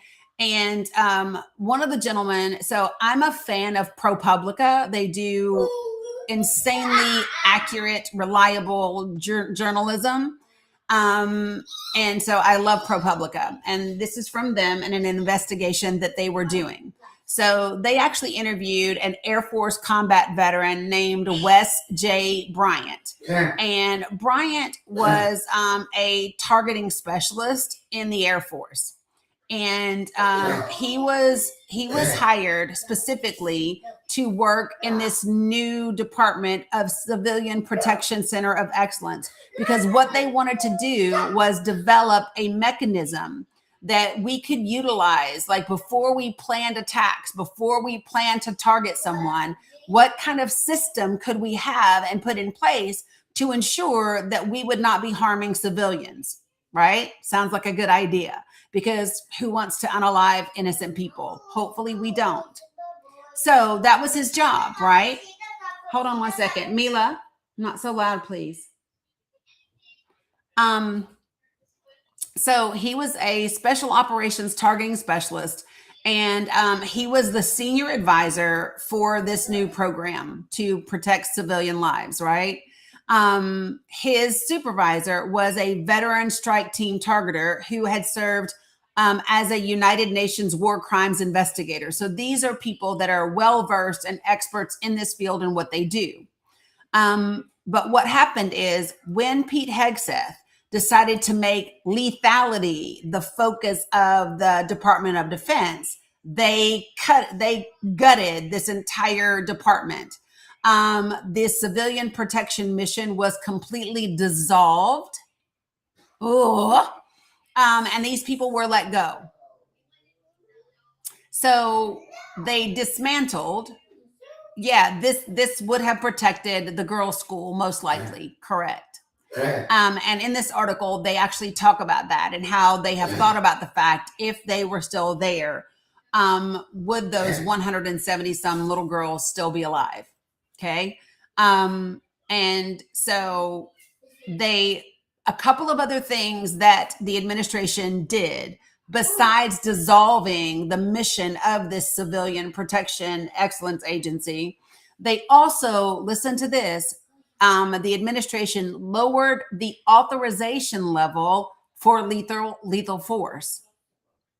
They broadened our target categories, and they inflated threat assessments, and fired inspectors general. So I want to give you all of that combined together. So I want you to think of the impact within our Department of Defense. Okay. So one, you completely dissolve and eliminate an agency designed to ensure the protection of civilian lives and to make sure that we don't target them erroneously. You dissolve that completely. Then in addition to that, you lower the authorization level for lethal force. So now you had to be authorized at a certain level in order to be able to use lethal force. And then we lower that threshold and say, nah, you know what? We'll just take it down something. So that and then we broaden our target categories so that we can hit more categories with lethal force that's been lowered. And then we increased threat assessment levels, right? That didn't really meet those levels. And then we fired the inspectors generals who investigate to make sure we're doing things properly and under the right authority. We got rid of them checks and balances. Okay. This is what Wes J. Bryant had to say, quote, "We're departing from the rules and norms that we've tried to establish as a global community, at least since World War II. There's zero accountability." So that is one significant issue that we have, okay? In addition to that, the other thing that we did is we actually slashed the staff that handled Middle Eastern oil and gas crises. So within the State Department, DOGE thought it would be a great idea 6 months ago to cut staff that would have been critical to what's currently happening. Okay. So here's what happened. It's so wild, you guys. In July of 2025, right, as part of Trump's reduction in force, RIF initiatives, the administration laid off staff who would have been responsible for gaming out possible scenarios if the Strait of Hormuz was closed. So the agency let go of staffers that had close professional relationships at oil and gas companies in the Middle East. No, it's not that they were planning the attack for 6 months. It's that DOGE, remember last summer when DOGE was letting go a bunch of staff? This is one of the departments that DOGE got rid of a ton of people. And these people would have been critical to what we just did in Iran. So remember when we kept talking about, thanks, Arvette. Remember when we kept talking about the difference between political and career staff, right? So a political staff member is somebody that is appointed by the administration. So that is a political staff member. And then you have what we call careers. Career staff are people that is literally their job. They are the experts. They do that job under many administrations, regardless of the political party that they belong to. That's their expertise. So we had people within the Department of Energy that, let's say they've worked there for 9 years, 10 years, whatever the number of years is, right? And over those years, they have developed relationships and personal contacts with people in the Middle East, right? That work at the oil and gas companies in the Middle East. And so we're able to use those relationships to navigate any crises that may come up. Well, when they got rid of all of these people with these relationships, now it leaves us nobody to call. We don't have anybody to be able to contact someone in the Middle East and be able to say, hey, let's talk about this. What can we do to negotiate? Because these new people that are there and the people that are left do not have those contacts, do not have those relationships. And one of the things that they speak about in this article is that, listen, there was no handoff of contacts. So think about it like this. Let's just say that you work in the police department, okay? And you are part of the you're part of the gang unit, okay? And you've been in that unit and you have developed relationships with people. And so you know people that belong to this gang and that gang, and you have insiders that can give you the NIST, and you've got people that are willing to connect with you and speak with you and talk with you. And then all of a sudden you retire. Well, whoever your replacement is, you bring them in, you make the introduction, you give them the contacts to ensure, right, the continuity of those contacts and those relationships so that we don't have a breakdown in communication. We didn't do that. We got rid of these people and they took their contacts with them, right? Because we didn't do any handoff. So we laid off a bunch of staff whose responsibility it is to actually plan for if the strait gets closed. So we let go of those people. So there's nobody in the Department of Energy that had a blueprint or a plan for what the fuck we should do when Israel and the United States decided to bomb Iran. Okay? Nope, we got rid of those people. Then we also let go of people that have long-time relationships with people with Middle Eastern oil and gas companies and the experts that maintain diplomatic relationships with those people in foreign energy bureaus. So not just at the oil and gas companies, but also at the foreign energy bureaus in other countries. Okay. Jeffrey Payette was the Assistant Secretary of State for Energy Resources under the Biden administration. And he's quoted as saying, quote, "I'm sure Secretary Rubio wishes he had that expertise available today. Most of that institutional knowledge was lost with the elimination of the Bureau and the reduction in forces last fall." Listen to how many people were cut.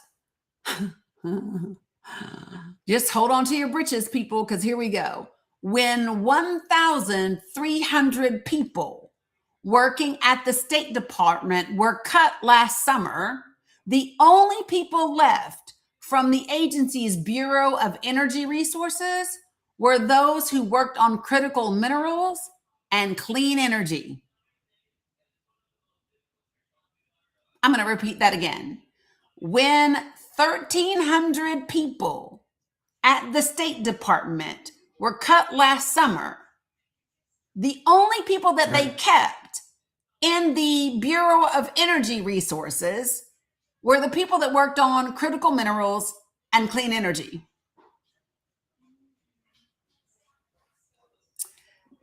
In a statement, the Department of State told Notice that the Bureau of Economic, Energy, and Business Affairs is, quote, "coordinating the release of strategic reserves with allies and partners in response to Iran's attacks, driving increased exploration and production with U.S. companies in key theaters globally, especially in Central Asia, Africa, and the Western Hemisphere, including Venezuela."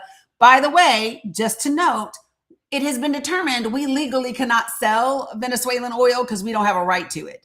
We have Venezuelan oil sitting in like a $20 million tanker that we can't sell and do shit with because it don't belong to us.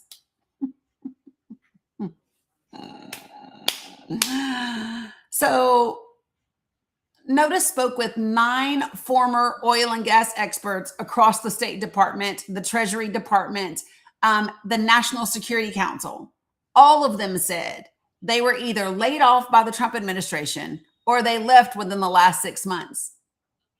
All 9 of them asked for anonymity because they didn't want to be retaliated against. And listen to this. They told them that they believe the Trump administration's lack of preparation for a global oil crisis is becoming increasingly clear. With nowhere to send or store their oil and gas, the United Arab Emirates, Saudi Arabia, Iraq, Kuwait, and Qatar have slowed to slow and in some cases entirely halted production. So one of the Bureau of Energy Resources staffers, former staffers said, quote, before any of this should have happened, there should have been a discussion about what are the implications of this and what happens when the Strait of Hormuz turns off. Because they knew that. They absolutely knew that. Listen at what else happened. I need to go down to this part. I'm laughing, but it's not like a ha-ha funny laugh. It's laugh to keep from crying laugh, okay? Listen to this. The usual process. Let me say this before. It's not just that they eliminated the Energy Bureau. The other part of it is that across many of the agencies that play a role in navigating a war or a global energy catastrophe, former staffers who left the administration within the last few months and remain in contact with current officials said, guess what? The Trump administration has sidelined people with expertise. So one of the things that is a repetitive issue within this administration is they don't want expert opinions that go against what they desire to do. If you're an expert, if what you're going to say is not what this president wants to hear, you get sidelined. It doesn't matter that it's your expertise. It doesn't matter that you know the right thing. It's if your opinion does not co-sign what this administration desires to do, you get sidelined. So in addition to closing down that bureau, they sidelined a bunch of people. Now, here's the next. The usual process of analyzing, reporting, and debating before decisions are made all but ceased. 3 people that quit their positions at the National Security Council, the Treasury, and the Department of Energy all said that same thing. Before the Trump administration, those 3 agencies, along with the State Department, would have engaged in a robust interagency debate about how to handle a global oil crisis like the one that is currently unfolding. Okay? Listen to what this person said. Quote, you dismantled the framework that any other administration would have used to engage on these very issues. In a normally functioning administration, I don't know that we would have gotten here because there would have been a process that would have examined the derivative, second order, and third order effects. You probably would have had a lot more forethought that would have gone into this situation. End quote. Some of these folks that have left are still in group chats with federal employees that are still there. So listen to this. In one of these group chats, a federal employee that is still there was asking former employees for help finding a contact to deal with energy infrastructure problems in Ukraine. Another federal worker had failed to find the appropriate oil and gas contact for a meeting in the Middle East. Quote, there was never any handover or transition. There was no formal handover of contacts or anything like that. We were all just let go, end quote. A former Treasury employee said that the executives in the administration would say, quote, who do we call at state about this? And listen to what this Treasury employee who quit their job said. Sounds like you need to hire some MAGA lobbyists to figure that out, because that's not my problem. They fired those people. He said, not my problem. They fired those people. You need to hire some MAGA loyalists. Find some of them to figure it out, because not my problem. That's my cat. Sorry, guys. But it's crazy, right? It's really, listen at this. Staffers who remained at the other agencies after the State Department energy experts were fired in July told them that no transition ever happened. And quote, listen to this, quote, we never did the kind of work that ENR did. We didn't do direct sanctions. We never did a whole lot of outreach to the industry. They are not necessarily having the time to be market experts and reach out to companies and come up with real policy. But it may be in this administration, that doesn't matter. Even if it existed, it wouldn't mean anything at the end of the day. The Department of Energy did not respond to request for comment on this report.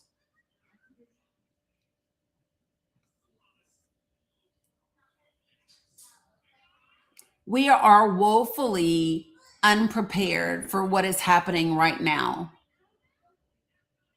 And I'm going to say this again, folks. If you have not watched the 2 clips that I put up from when Mr. Global was on my live a couple of days ago, I highly recommend that you go watch it, because he lays out the upcoming scenario on what is going to transpire regardless. Even if everything stopped right now, there are still consequences from the actions that have already been taken. So, and it's more than just gas prices. He laid out, he said, what concerns him more than the price of gas is the cost of food. Because of the stuff that comes through the Strait of Hormuz, right? And because of the different things that oil is used for, and there's different types of oil, the cost of fertilizer is going through the fucking roof. He said farmers are going to need another bailout, because farmers were already struggling because of the tariffs. He said that farmers are going to have a much lower yield than they normally would. Okay. So because they don't have enough fertilizer, their crops are going to be smaller. Another thing that has transpired is different types of crop dusters have been grounded because they're concerned about chemical attacks. It's an issue. And so what he said is, we absolutely need to be planning. So you want to get non-perishable food. You want to get canned goods. You want to get rice. You want to get beans. If you can, plant a garden. All of these things are necessary and ridiculously important. And this is not me saying this, because I'm not an oil and gas expert, but Matt Randolph is. Mr. Global is. This is his industry. He is a globally recognized expert. So when he says this, I listen. When he says this, I listen. I immediately said, okay, time to go get my Costco membership. And then myself and my daughter and my niece need to chip in together. And we need to buy things in bulk and divvy them up so that all of us are prepared. You need to make sure that you have water.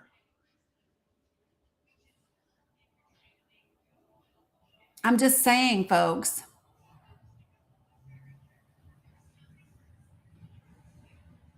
And I am not somebody that speaks, I'm not a doomsday girl, right? I'm not one of those people. What I am saying is that this is preparation for something that has already happened. I heard somebody say, start buying at your farmer's market. Your farmer's market is going to be hurting. Those farmers are not going to have the product that they normally have. Right. It is cost mitigation.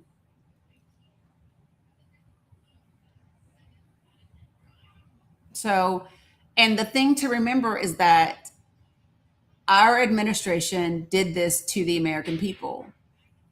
And I also want you to understand something, folks. The administration knows that these things are coming.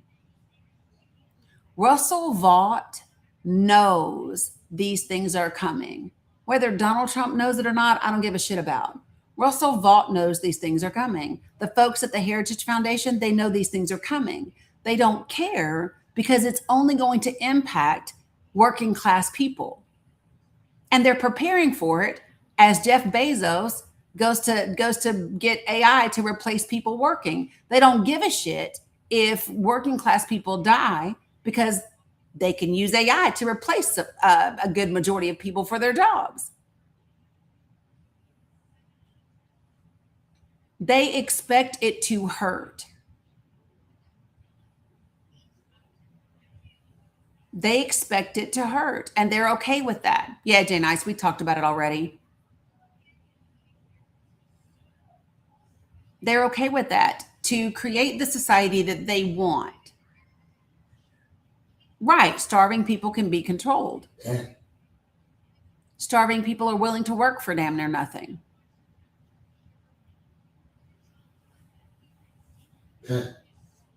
And so it's just really important for people to understand. This is why when I say to you that this midterms, you have to vote for Democrats, I'm not saying that because I love the Democratic Party or because I love every Democrat. I'm not saying that at all because a lot of them I can't fucking stand. And plenty of them need to go. But I'm saying that because the current Congress that we have is compromised.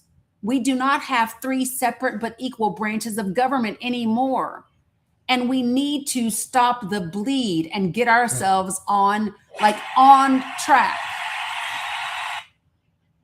I'm pragmatic about this, y'all. I don't have the freedom. Let me just say this. As a woman of color, as a veteran, as a disabled veteran, as a working class person, I don't have the luxury of ignoring all of the red flags and pretending like all of this shit is going to be great. Yes, baby, you can. So, Carol, let me just say this. It is not right now about foreign policy. I cannot, and I say this with love and awareness. Decisions about this election cannot be about any other country except us. Because it is the United States of America and the people in this country that are going to be fucked if we do not get this administration under control.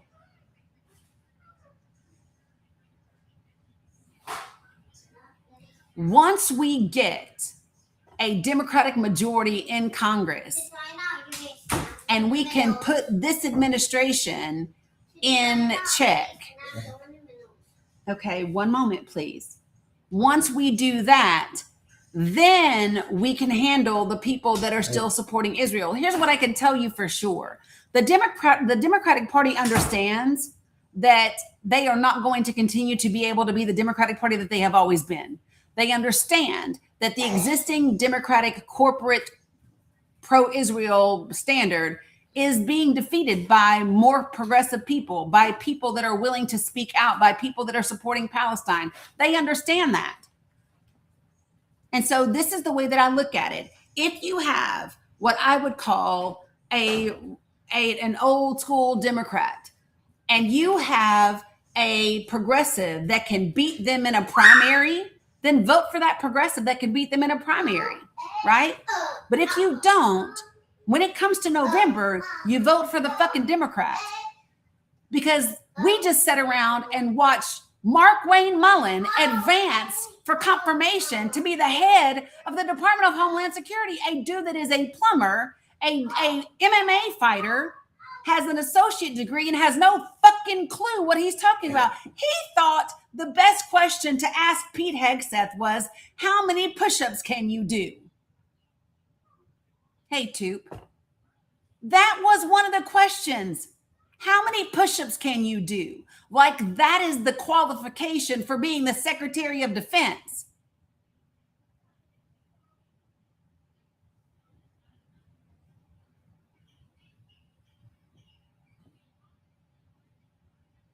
You cannot be spoiled in this election and be like, well, I don't like my options. I don't give a fuck if you like your options.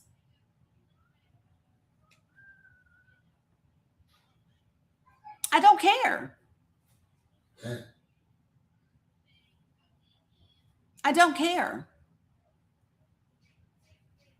And for the person who in the comments said something to the effect of, it's the whole government. No, it's not the whole government. No, it's not. And by the way, if it's the whole government, it is the people's fucking fault for allowing the government to become what it is. It's our fault. We sat back and let these people create whatever they wanted to do because we thought after the civil rights movement, everybody was good. We thought surely they're never ever going to take away these rights. Surely they're always going to do whatever. Surely they are. No, the fuck they're not.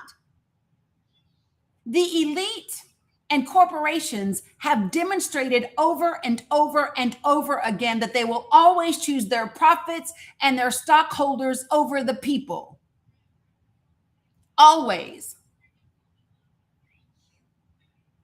It's really important that you understand that. Whether it's oil spills in our ocean, whether it is PG&E, right? Poisoning a whole land, whether it's chemical companies that are out of regulatory compliance for the majority of every year and all they get fined is $20,000, they always pick their profits and their stockholders. And I'm going to lay this on the line for you all. The Democratic Party and the Republican Party are both shit when it comes to foreign policy. I'm going to say it effectively. Listen to me. The Democratic Party and the Republican Party are both shit when it comes to foreign policy. But there is only one of those two parties that is actively working to take away the votes of people in this country. There's only one of those parties that is actively going after LGBTQIA people. There's only one of those parties that is going to the Supreme Court asking to racially profile people and lock them up in detention centers and buying up warehouses across the country to house them. There is only one party that is working to violate the bodily autonomy of women. There is only one party that went to the fucking Supreme Court so that they would not have to allow people who are poor and working class to get their SNAP benefits to feed their family. There's only one of those parties. So while both parties might suck when it comes to foreign policy, right now, I've got to make sure that the people in this country eat, have a roof over their head, have their civil rights not violated and protected at a bare fucking minimum. That's the assignment. In 2026, that's the assignment. We cannot help anyone else if we are no longer a functioning, stable, democratic, constitutional republic. And right now we are not.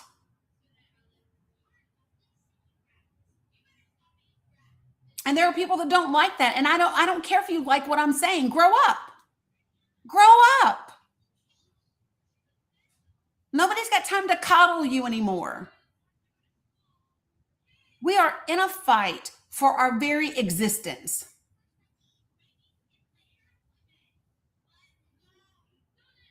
And I'm going to say this, and people can feel however they feel about it.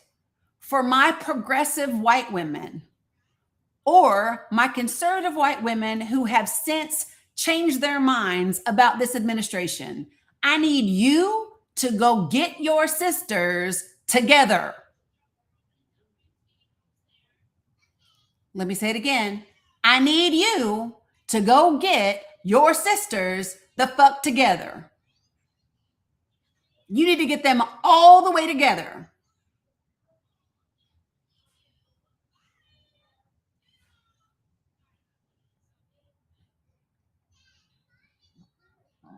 So I mean that with every fiber of my being.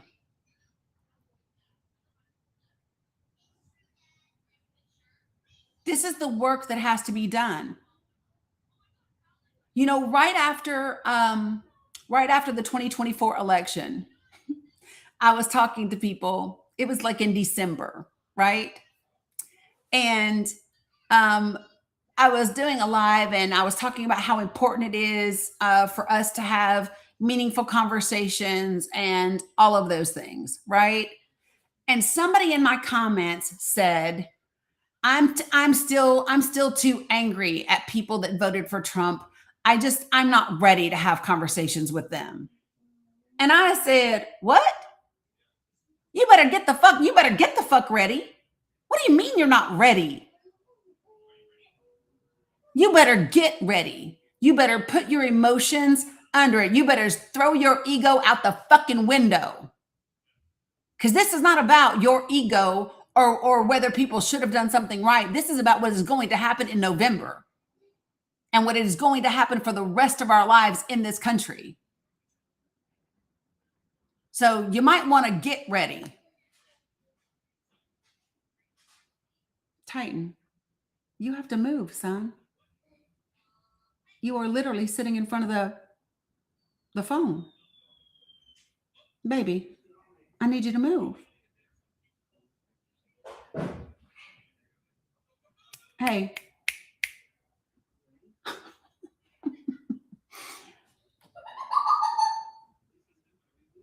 He really thinks he's just going to sit here. You got to go, babe. You got to go.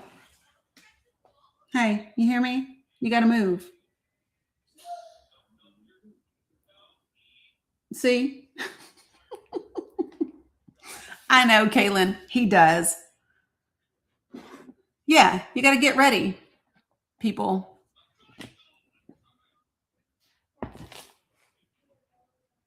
He is beautiful. But real talk, one of the reasons, why are you in my mouth? What are you doing?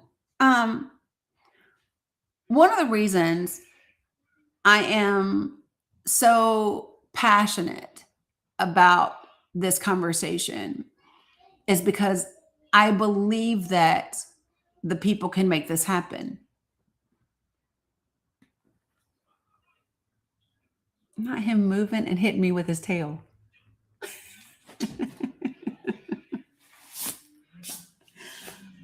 But I believe we have the ability to do this.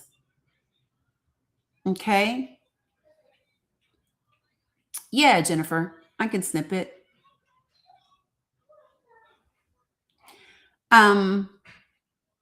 Listen, folks, yesterday I opened up my panel because it is Eid Mubarak in Gaza, right, in the Middle East. And our Palestinian friends were celebrating the New Year and the holiday, okay? One of those individuals, because of massive rain in Gaza, his tent was flooded and he did not have internet. So he missed all of us gifting people yesterday. So what I'm going to do is I'm only going to bring up him, that one person. He has newborn twins that are 2 months old, and he has a toddler who is around 3, and all that toddler has ever known is the G side. So if you have the ability to charge your coins and gift him, please do that. So I'm going to bring that one person up, and then I'm not gonna open up the whole panel because I did yesterday, and then I did 2 days before that. Okay. So just letting you know that that's what I'm about to do. Okay. I am going to, Jamie, I'm going to bring you up just as a placeholder. Salam alaikum, Dani. Alaikum salam, Mohammed. Allah Masud Dani. Salam alaikum. Eid Mubarak. Yeah, Eid Mubarak. Wala, missed you, Wala. So, Wallah. Yeah. So promise you to thank you, wallahi, Dani. Thank you, wallahi, I love you. yeah, you're welcome. So they've had to move out of the tent. He is on the link tree. He is Mohammed OS on the link tree. He is on the link tree. Hey Teresa, good to see you. So yeah. Thank you guys for taking care of him. I appreciate that. Yeah, I wanted him to join yesterday and he just couldn't. And so they are rained out. Appreciate you find out. So I want to make sure. Damn, Colleen, appreciate you. He missed it. He didn't see the Pegasus. Beautiful. Appreciate that.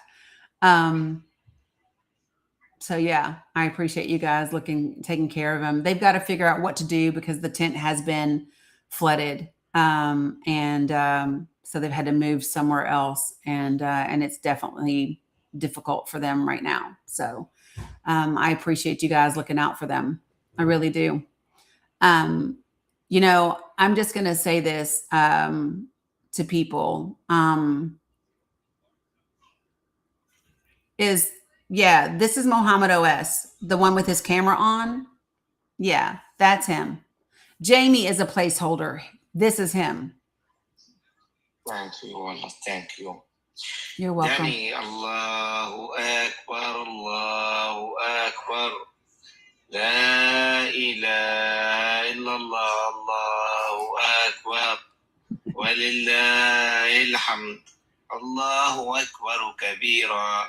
والحمد لله كثيرا وسبحان الله بكرة وأصيلا لا إله إلا الله وحده نصر عبده وأعز جنده وهزم الأحزاب وحده لا إله إلا الله الله أكبر الله أكبر لا إله إلا الله عيد مبارك عيد مبارك. So they sing songs. Shukran. They sing songs during Eid Mubarak, and it is their time to celebrate. And that's a celebration song. It is. Yesterday when Amal was with us, she was sharing her 5-year-old, Sophia, said to her, Mommy, last year, appreciate you, Selah.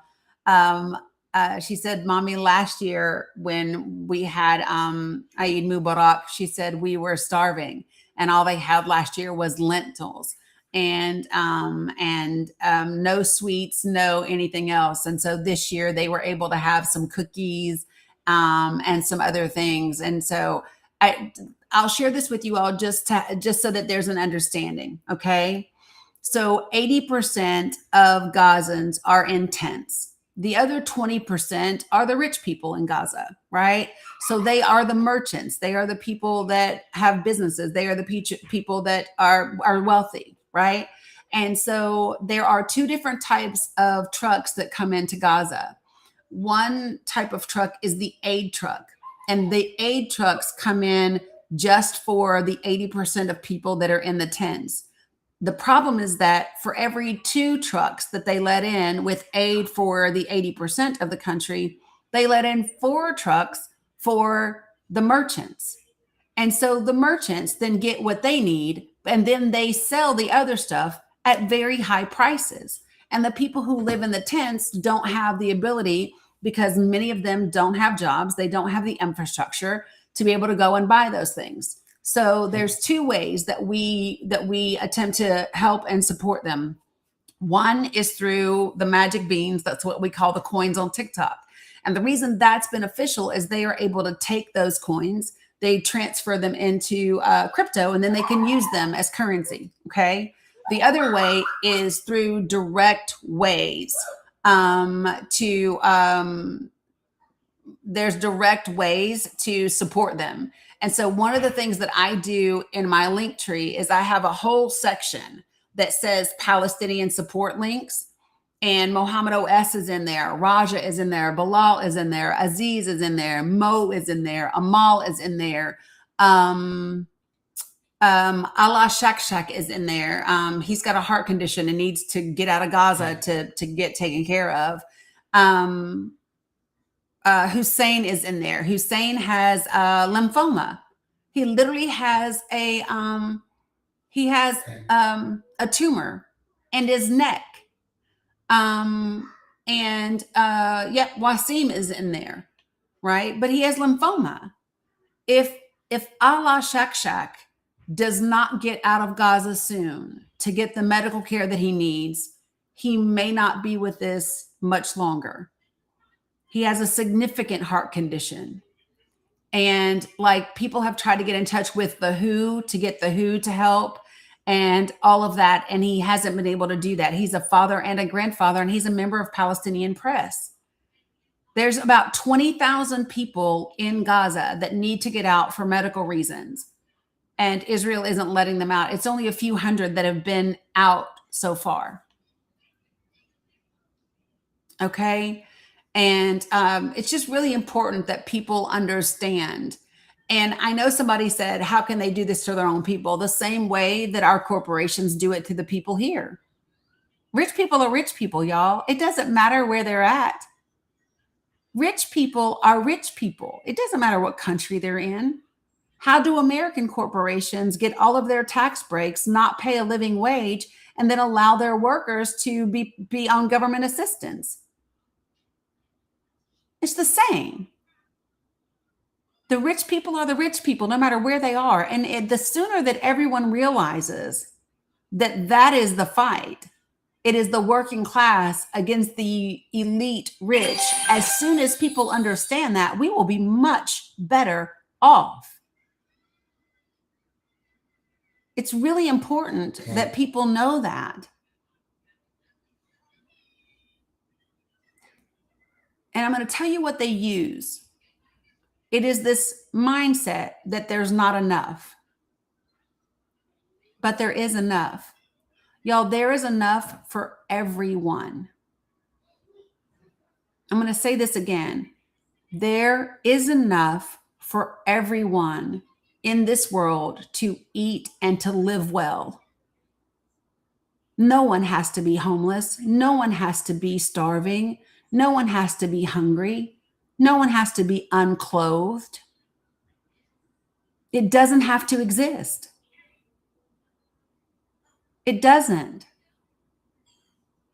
You know, I might go back and find this clip and cut it and play it for you all. There was a day that happened during this G-side. Do you all remember when Israel was bombing the north in Gaza really, really bad? And they were telling people that they better get out or people were going to be unalived. Do you all remember this? It was a real big push for people to get out of the north. And Mohammed OS is from the north, right? And I will never forget. He came onto my live. And he's normally all smiles and he's normally happy. And, you know, he will normally find joy, right? Because joy is resistance. But he came on my live this day. And he was so distraught. And he said, please, please, Dani, please help me, help us. Please, Dani. I will never forget that day. I will never forget it. I was devastated. I was so devastated to hear someone begging for their life and begging for help. And one of the things that I have to say about this community that we've created is we immediately raised money and in a matter of hours, and it was like $2,000, and we sent it via the link tree, and he sent me pictures. I got you, baby. Okay. And he sent me pictures of the flatbed truck he was able to get for him and his family. He has 17 members of his family. And I was able to see the stuff that they were able to put on the flatbed truck and get down south and get the tent put up and all of those things. And he's not the only one that we were able to help do those things. But it's just, we love them. They are family to us. Into Galabi, Muhammad OS. Into Galabi.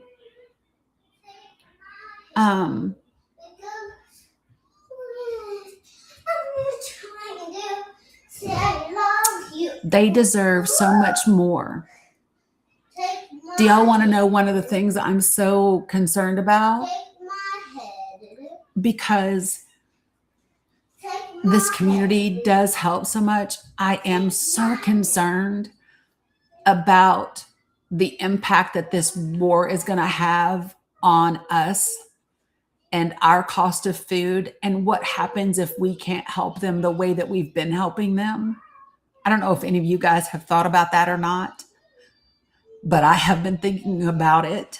Like, what if this community is not able to help them the way that we've been helping them? And I think about the impact on them and what that's going to mean.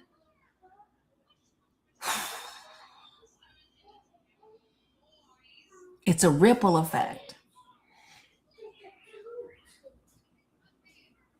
And they don't have addresses. It's not like we can ship things.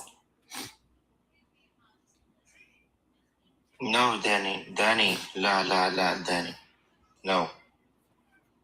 I am so sorry, Wallah, Dani. I am so sorry. No, you're fine. It's not No. you. It's not you. It's not you. It's not you. La, Dani. I'm fine. I am so sorry, Wallahi. No, La. No.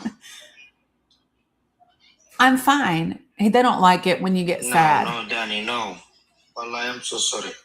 Please. No, you're Please, fine. Dani, no. You're fine. You're fine. I'm fine. I'm fine. I'm fine. Wallah, thank you, Dani. Thank you. Yeah. Thank you. Wallah, I love you all, Wallah. I love you all. I love you all, friends. We love you. Wallah. Into Gelbi. We Thank love you. Wala into Gelbi. Wala. والله انت قلبي داني انت قلبي والله انت قلبي Yep. انت قلبي all قلبي والله. Yeah. Oh, I am so sorry والله داني. No, you have nothing to be sorry. No sorry. No sorry, Muhammad. No sorry. No sorry. Thank you, Dani. Thank you. I love you all, والله. We love you all. We love you all. والله I love Yeah. you all. Yep.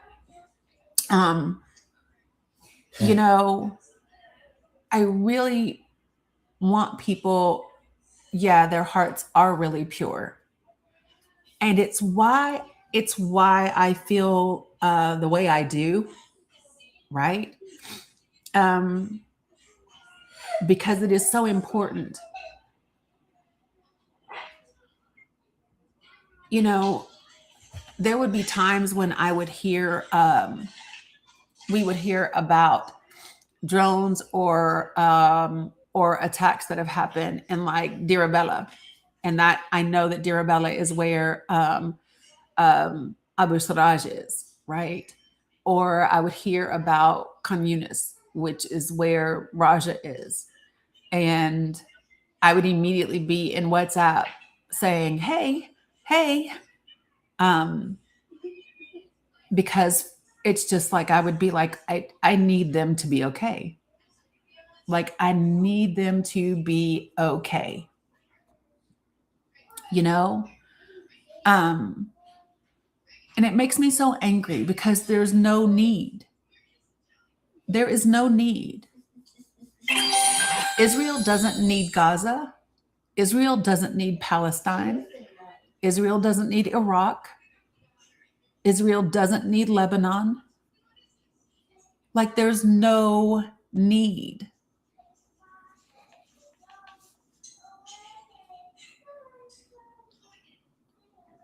they deserve to live, and they deserve to be well, and to eat, and to be happy, and to have joy. They deserve those things, you know?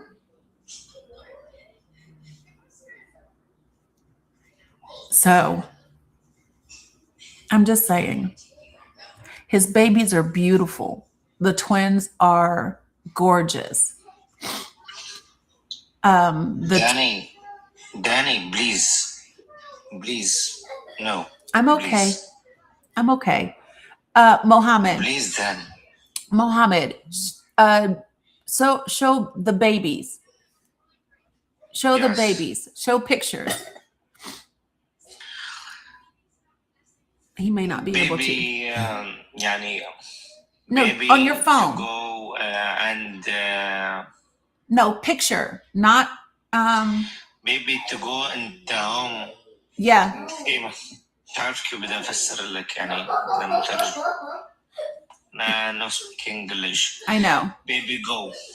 Ferris is telling Baby, you. go home. Look at the chat. And Look at the chat. and the brothers. Yeah. The babies went to his brother's house. نقرأ comment.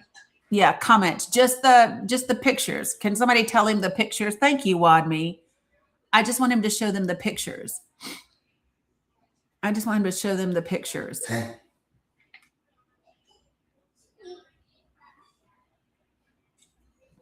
He has them on his phone. He doesn't feel good. He looks tired. He looks tired. Yeah, Mo.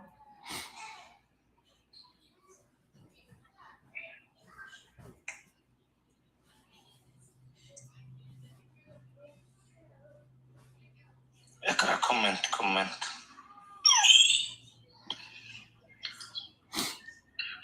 Hey, Mo. سلامات أخوي حبيبي محمد. حبيبي just let me raise the volume up because it's slow down. حبيبي 1 minute. الأولاد بقول لك أنا طلعتهم على دار سيدهم لأنه الخيمة غرقت اليوم. دار سيدهم يعني مش بعيدين عني كتير، فرحلتهم على دار سيدهم لأنه هيك الأولاد خفت عليهم أنا لأنه الخيمة كانت غرقانة اليوم.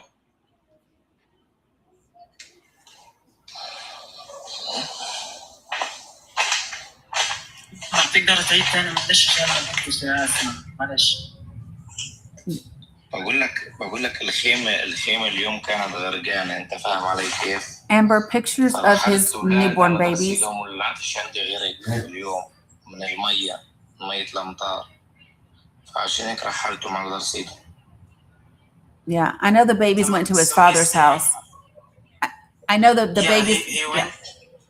I know the babies went to his father's house. Yeah, they went to their grandfather's house because his whole tent was flooded and all the furniture was full of water. He says everything. His whole tent was flooded. Yep, I saw him tell me that. Look at the babies. So he has twins that are 2 months old. هيا. Yeah, beautiful. Baby هيا. And هيثم. He has a boy and a girl that are twins.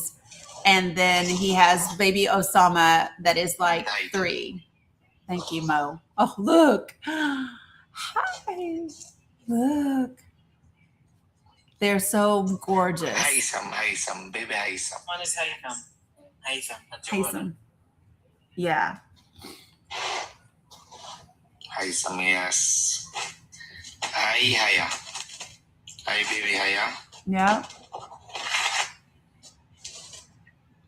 He says, MashaAllah, this is Haytham. That's his name. They are gorgeous. Hiya. Hiya. Osama. There's the girl. Osama, okay. Yeah. So now I'm telling him I want him to. Yeah. I'm asking him to show us the picture of the old Osama. Yeah. So that's the girl and the boy that are the twins. And now he's going to show us a picture of Osama, who is his toddler that he's had. There he is playing. أيوة سامع بيشتغل معنا في الخيمة بقى.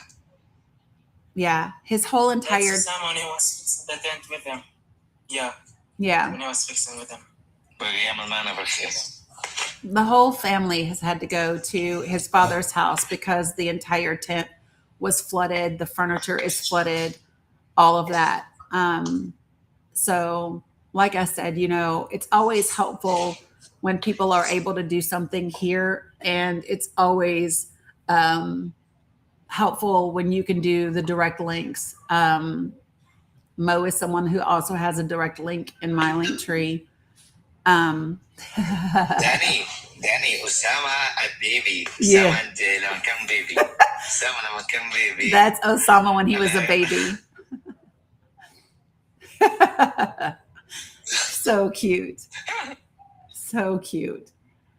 I love that. Yeah, they are beautiful. They are beautiful.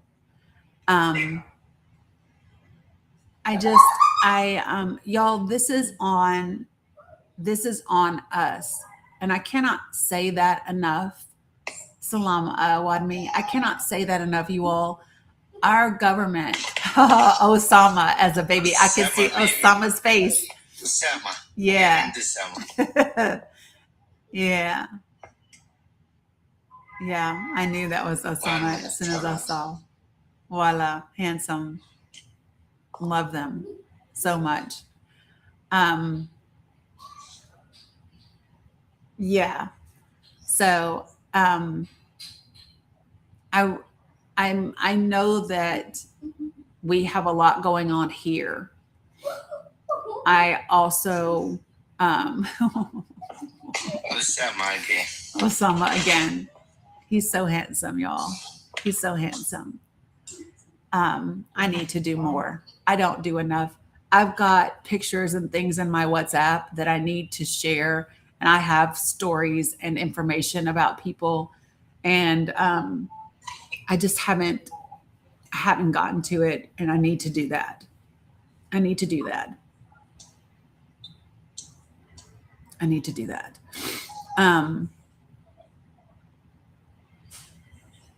Yeah. Them cheeks. I'm telling you all, as sure as I'm sitting here, right? The twins. That's the twins when they were born. The world will not be everything that it can be until Palestine is free from the river to the sea. I am telling you, I know it as sure as anything else in my soul. The United States. Yep. انت اذا بتقدر تشرح لها انه الخيمه اليوم عندي الخيمه غرقت من المطر، وكان لانه الخيمه مهترعه، هي نفسها الخيمه مهترعه، فالفراش عندي غرق وطلعته وحاولت اني الملم اليوم حالي فيها، ورحلت الاولاد عن رصيدهم لانه ما فيش ماوى الي الحين. مش انا اللي قاعد في الخيمه على اساس في شويه اغراض ان انا بلبل عليهم، باقي الاغراض غرقن ونشرت حطيتها عند ناس في مبنى جنب نهر. He's saying that his tent was already broken, like torn apart, but he was handling it. But today, when the flood came in, everything was full of water, like literally everything. So he had to send his wife and his daughter, his sons, to his family, and now he's the one staying in the tent. He's trying to dry everything, and he's taking care of what's left in the tent till tomorrow morning or the next day, till everything can be handled. And yeah, it's been a long day, even for us here in the tent. Like the other tent was flooded. We had to build like a fence of sand, and it didn't even work. And this tent above my head, it was supposed to be waterproof, and the whole walls behind me is full of water, so I had to take my thing away from it, and I had to take it from there and there. It's a lot to manage. Yeah. Alhamdulillah. And it's Eid. We were supposed to be leaving and visiting friends and stuff, and family, relatives, having good vibes. But the weather isn't helping. It has another mind. So, but alhamdulillah.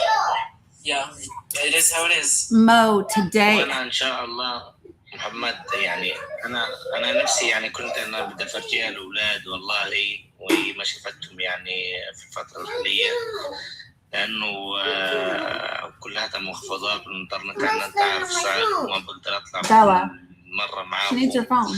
لانه الانترنت عنده You're laying صعب on يعني it. انا بعرف هي امبارح كانت طلبتني بس انا ما قدرت اطلع يعني انا اسف لانه الوضع عندي كان امبارح انت شفت المطر كيف والانترنت انقطع وما فيش انترنت ان انا اكون متواصل معكم بهيك شيء فلذلك ما بطلع تيك توك لانه الانترنت مش متوفر عندي دايما.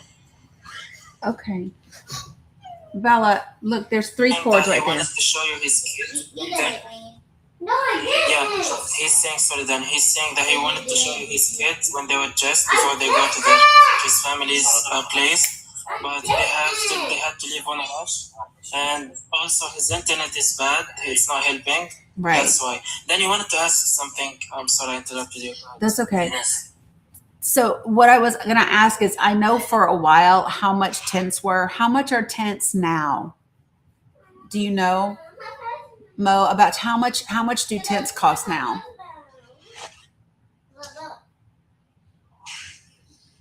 Then the tents are different types, but the strongest one isn't what I'm using. It's called the dum. It has the shape of a dum, like half a ball. That one is most expensive. It's more than 2,000 shekels. That's around $700. Yeah. The one I'm using is usually distributed for free by organizations. It's made in Qatar. Yeah. And UAE and stuff like that.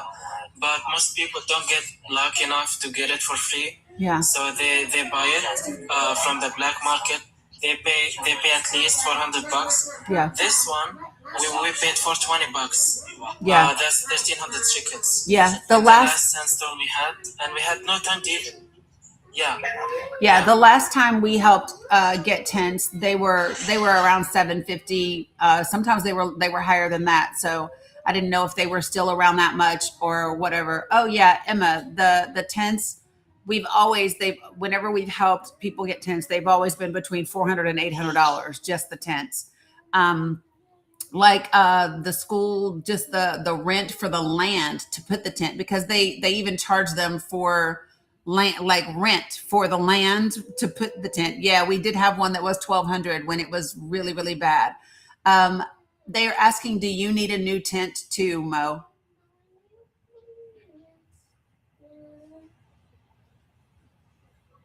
He's asking. Dani, we actually already had bought this new one. There was no time to actually talk to the dealer to make it a bit lower in price. So alhamdulillah, for now we're managing. But may Allah make the weather better. I don't know if that's achievable, but now we're good for now. And yeah, alhamdulillah, we're good for now. Alhamdulillah. Okay. So we'll get together and see what we can do. You guys, Mohammed has a direct link in my link tree. So just keep that in mind. Give me 1 second and I will tell you like where we are, and these are all like ongoing, you guys. So when you see that there's money that has been raised, keep in mind that money has been raised over 2 years. So just keep that in mind. So Mohammed is at 89.93 total for having been raised forever. So if his account, if this fundraiser reached 9,700, because that's like an additional 700, then that means he would have enough for a new tent for him and the family. So when you look at his link, that 89.93 is what has been raised over this whole time. Okay. But if we were to raise 700 now, then that would be the reason I'm telling you what the number would be is so that you will know. So if you open his link and right now it says 8,993. Well, if I add 700 to that, it gets me to the 9,700, right? So So I'm telling you that so that when you click his link, if you do it, whatever you see, then that's the goal. The goal is to yeah. So I'm afraid TikTok will get me if I show it. They don't like that, but so yeah, when you open the link in my link tree, it'll open up, and his is Spot Fund, and you literally just click the blue button to donate, and it's really easy to do, and you can put in your email address and they'll send you a confirmation. Yeah, he did. He passed away, Mama Dukes. We talked about it earlier today. So I know this went like all over the place, but yeah. Mo, can you tell him that I know for a fact for me, I have $100 to send him when I get off this live via his link.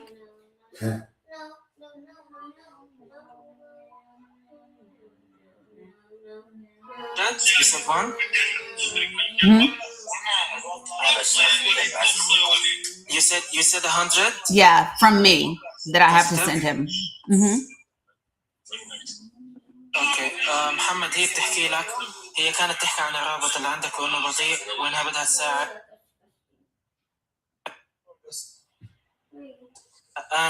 وهي كانت بتحكي عن الرابط اللي عندك وانه بطيء وانها بدها تساعد. بتحكي لك انه بعد هذا اللايف في $100 اكيد يعني منها ان شاء الله، وفي ناس ان شاء الله تانيين حيبعتوا ان شاء الله، بس هي حتبدا $100 اكيد ان شاء الله. بتحكي لك yeah that's good Dani. والله thank you Dani. والله Thank you. Yeah. Thank you والله Dani. Some people are going to send too. I might have more than that. I just need to look. والله انت قلبي Dani. Minta Galbi Mohammed. Minta Galbi Mohammed. الله يرضى عليكم وجزاكم الله كل خير وبارك الله فيكم. شكرا والله. Shukran means thank you. Thank you والله Dani. Thank you, Mohammed. Thank you. I love you. I love you, Mohammed. انت قلبي والله Dani. Minta Galbi Wala Mohammed. والله انت قلبي. So Wala means very much, you guys. Wala means very much. It's like so much. It's like I swear. That's what Wala is. So just so you know, okay.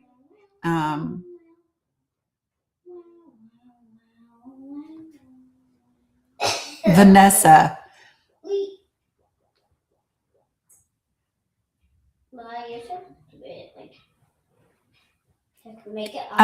Mo, can you tell him that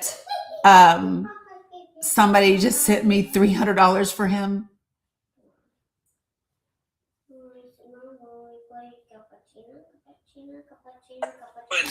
So محمد، هي بتحكي لك انه في شخص تو بعت لك $300. تو حد بعت لك $300 لك ان شاء الله. بتحكي لك شكرا والله. شكرا thank you والله. شكرا والله. thank you Dani. thank you all. والله I love you. Okay, Jamie. thank you والله. thank you.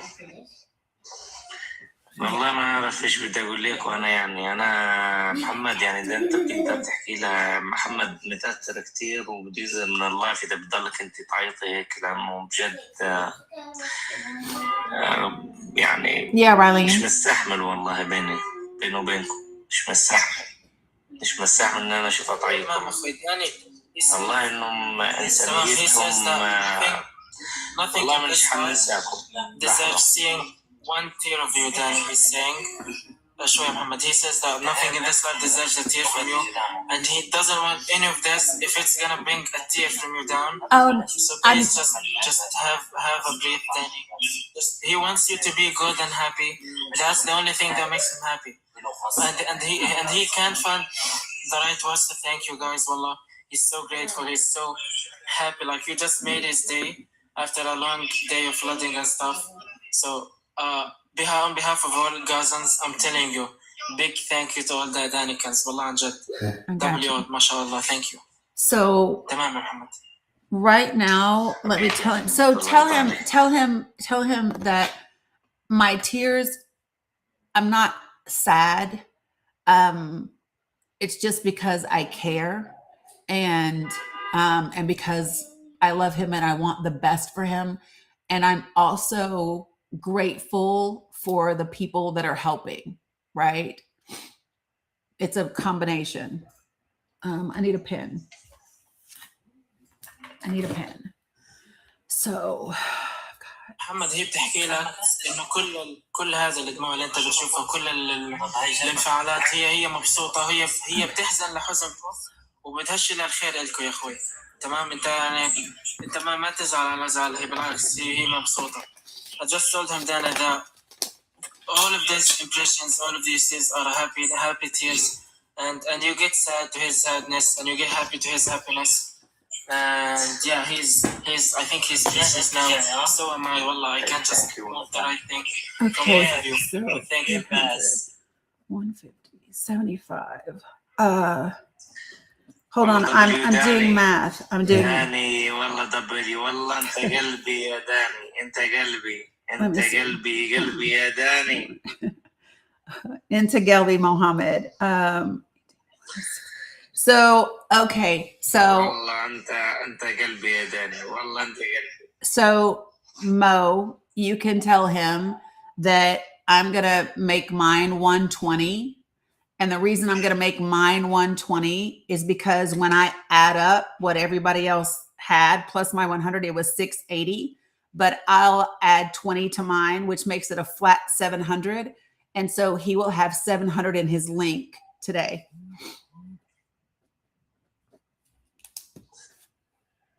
بتحكي لك انه المية تبعتها هتخليها 120 عشان التانيين عندهم 580 اجمالي، فهي بدها تحط 100 بصير 680، فلا هي بدها تكمل على $700 ان شاء الله حيصلوك على اللينك الليل ان شاء الله. تحكي لك يا ذاتس جود داني ان شاء الله. شكرا لكم والله جميعا شكرا حبايبي والله. شكرا والله داني، والله ثانك يو. والله مش عارف شو بدي اقول ليه انا، يعني انا والله ما نطالع يعني ان انا سبحان الله كيف الارزاق بتيجي، ولا كيف ربنا لما بده يساعد يقف مع حدا، يعني شيء مش متوقع والله. يعني مش عارف شو بدي اقول لكم والله. الكلمات عايز ان انا اوصف داني وكل الموجودين وكلياتكم والله على راس من فوق، ويعني بتشكركم كثير. يعني الساعات هاي بالعكس انتم فرحتوني كثير بهيك شيء.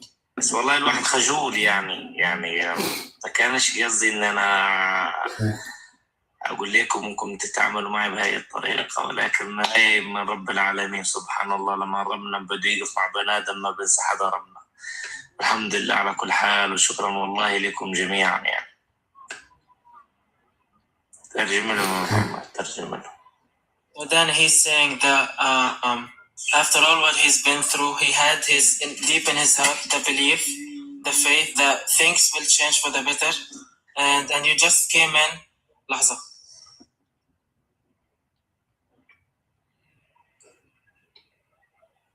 And you just changed everything upside down. You put a smile on his face, and he had a belief that this will be changed somehow or another. He didn't know how. He had no idea about this today. He had no idea about the generosity, the amazing people he would meet today. I'm talking about the Danikans, and he's now thanking you all. We call it rizq, everything that he earns. We call it rizq, and he thinks that this is the rizq of his new too. This is all blessings from Allah, and he is just describing how his faith made him so happy and comfortable of what's happening, despite it was bad for him. And he thanks you a lot, Dani, everyone. Yeah, I appreciate everybody. Vanessa, Rylene, Kat, everybody that sent it.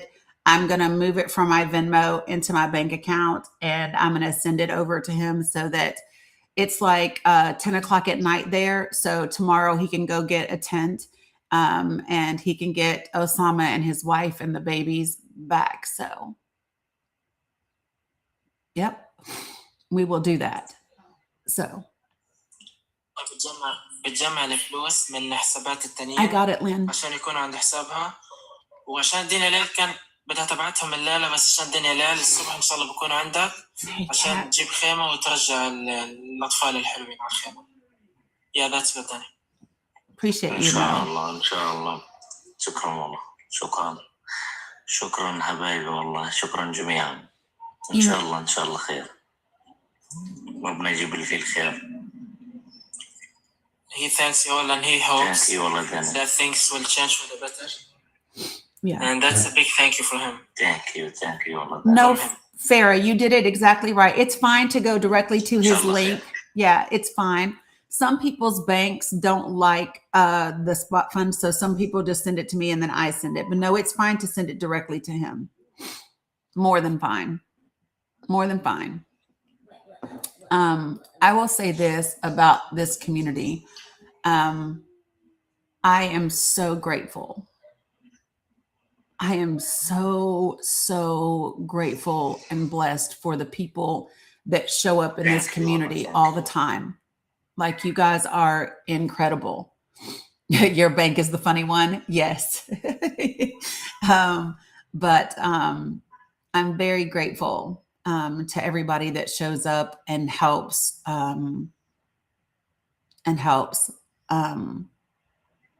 Yeah. And I do believe that one day we will all be able to take ourselves to Gaza and help rebuild and have some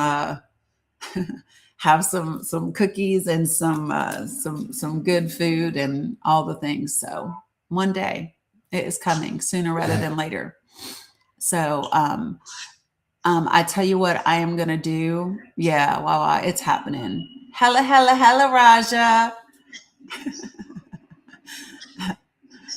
That's my friend. A lot of my friends are in the chat, and we had them up yesterday. Mo, it's really important. I want you all to know that we think about you all all the time. Alhamdulillah. Like you all. دائما والحمد لله أبدا. الحمد لله. He's very grateful. سبحان الخالق. أقسم بالله الواحد ما أعرف شو بدول. يعني أنا مش طالع إن أنا بالعكس من امبارح أنت يا محمد لما كلمتني ونشرت الصورة اللي بعثت لي إياها. خلاص إن كنا بدنا نعيد ونبسط اللي حوالينا ونعيد ونتعايد على بعض، ولكن الظروف ما سمحتش لي. عجلة المطرة والخيمة هيك شوي محترقة، يعني أنا بدها تظبيطات، قلنا بدنا شوادر وبدنا شوية أغراض، بس أنت عارف الظروف. يعني كنا حابين نفرح الأولاد، فجأة جت المطر وكانت الأمور صعبة، فاضطريت إني إيش أسوي؟ أرحلهم. اليوم الصبح اضطريت إن أنا أرحلهم لأنه صباحت الفراش غرقان والدنيا غرقانة، والحمد لله يعني دبرت شادر وفرشته على الأرضية وظبطت يعني شوية في الخيمة، يعني مساكتها طول اليوم أتشغل بيها، وما كانش في عندي إنترنت متوفر من امبارح يعني. فالحمد لله اليوم النت رجع، لملمت أموري وإن شاء الله خير، يعني نظبطها برتبها للخيمة ونعمل إشي كويس، برجع المرة والأولاد على الخيمة إن شاء الله اليومين الجايات قبل ما يخلص المخفض. بس انه ان شاء الله العيشة في الخيام صعبة جدا، اقسم بالله، برد وامطار والفيران تنساش الفيران والعرس. يعني انا عندي المواليد بتخوفوا من العرس ومن هيك امور، يعني بضلني صاحي طول الليل عشان من هيك امر. Mo said, "You gonna take a breath?" الحمد لله. Dani. اما اجار البيت ما بنقدرش عليه. I'm gonna make it. الشهر بدك $1000 لاجار البيت. Yeah. So Dani, he's saying that yesterday when you told me, or the day before yesterday when you told me to make like a post or something and tell everyone that you're having a Pali panel. So I went in, I made the post, I posted in my story, and then the first one I told is Muhammad, and he told me, yeah, fine, it's okay, perfect, I'll be right there. But then he was getting ready, he wanted to bring his kids, they were well dressed and stuff, but the circumstances weren't on his side. and Yeah. everything flipped. No plans did work with him, and yeah, the whole story that we were telling you was happening with him, unfortunately. Yeah. Yeah. So he didn't get to, he wanted to show us the babies because they were all dressed in their new clothes. So that's part of this, you know, being able to get an outfit for the kids and to have them be dressed up and all of that. So just tell him that once he gets the new tent, then he can send us pictures of the babies in the brand new dry tent. And that will work just fine.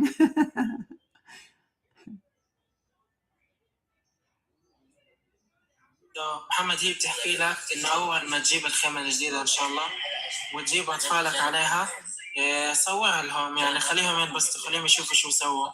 I just told him Dani that when he brings the new tent لا ما تقلقش، just طلعهم photoshoot the kids. طلعهم بث مباشر مع داني. Yeah. Yeah, Yeah. of course, عليك link يا them, رب of يا رب. course. الله يسعدك. Yeah. So you guys, there's one other طلعهم بث person. مباشر. There's one other person that has a link in my thing, but she also didn't get to come up yesterday. And yesterday, what we were trying to do was get everybody at like 3K in terms of coins. So I'm going to pull her up real quick because she didn't get to yesterday. I think everybody else that's in there got to come yesterday. So if you have any coins and you're able to help Zena, it would be great if we could get her to 2 or 3K as well. Assalamu alaikum. Alaikum salam. Keep halak, Zena. How are you, Sister Dani? How are you? I am good, alhamdulillah. Sister, wallahi, I'm grateful to come join me, with you again. Yeah, alhamdulillah. I am well. I'm glad. How are you? Alhamdulillah, fine. Yesterday was a long day for me. I make many visits for my family, for relative of my husband. So I can't join with you. Also, my internet was very bad in the night. But Yeah. alhamdulillah, now maybe it's more better than yesterday. Good. Shukran. MashaAllah. Yeah. So let me he's gonna make me have a reunion. He's gonna make me have a reunion. Y'all watch, TikTok's gonna be so mad in a minute. هلا داني. Hella Raja. Do y'all know? سلامات داني. سلام. How are you, Dani? Alhamdulillah. أهلا وسهلا رجاء. Do you know, sister, yesterday, هلا محمد. هلا sister, غزة العزة. yesterday when I was taking my children's when I was taking my children's, I have 5 children by the way.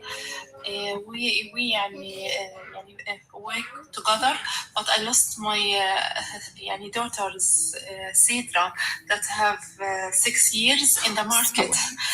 At the end of the day, I was very afraid about her. We search about her in everywhere. You can understand me, sister? Yep, I can understand you. Yes. Yes, I tell you that I lost my daughters in the market when at the end of the day, in the Eid, all the day I was happy. But the end of the day, when we returned to the home, I lost my daughters, have 6 years only. I searched a lot about her. I was afraid and crying about it. But alhamdulillah, maybe it takes from me 3 hours to can get her in too late time here in Gaza. That can I catch her or get her. Alhamdulillah, some good person get her and stay with her. Alhamdulillah, I can get her. It was a terrible feeling. That's because the market was very crowded, sister. Yeah. And her daughter catch her hand, but she hurry up from her. Alhamdulillah. Alhamdulillah. I'm so glad that someone found her and it was someone that was good that held on to her for you. That's amazing. So I'm glad that that she is safe and you were able to get her 100%, 100%. So tell Mo if you can let him know what I'm going to do because she reached 5K, which is amazing. If you can just let everybody know that I'm about to close down so I can feed the kids. They're hungry. And so I'm going to go take care of Mohammed as well, but I'll be back tomorrow. Dani, you're leaving? Yeah, I'm about to close down. I've been on for quite a bit. In like 10 minutes? أنا ما بعرف Like شو that? ساير ولكن احنا كلنا مع محمد عواصم مطمنين معاه واي خدمه يعني بيحتاجها محمد احنا واقفين معاه يعني خيمتنا خيمته Appreciate you guys. يتفضل عندي في الخيمه ويقعد عندي هو وعائلته والله على الكريمه راسي يا حبيبي. اي خدمه يعني جاهز والله العظيم احنا قلوبنا معك يا محمد وبنتاسف على اللي صار وربنا هذا عشان ويعوضك بخير. وطبعا اختنا وصديقتنا داني دائما وابدا معنا السند باستمرار يعني اكيد مش حتقصر معك وانا خيمتي تحت Raja and Mohammed are talking at the same time, and Mo is going to translate for both of them. خلينا نترجم. والله شوف علي انا طالع معاي فبقول لي ايش اللي صار معك امبارح يعني ليش ما جيتنا وليش ما طلعت معنا امبارح انتوا كنتوا طالعين وكنت انا منزل منشور على صفحتي يعني وعدنا نطلع مع داني. اللحظة اللي بدي أجي أطلع فيها انقطع الإنترنت عندي واللجة المطرة هذه كانت إيش امبارح سبحان الله يعني كبت محترم. الحمد لله على السلامة. وخشت المي عندي شوي هيك غرقت الفارش وغرقت الدنيا فاضطريت أنا أطلع مرة محمد ترجم يا ويس. Mo said I can't get a word in edgewise. They think I'm a printer. They think I can memorize everything. Oh my god! So he was saying that. Dan is laughing.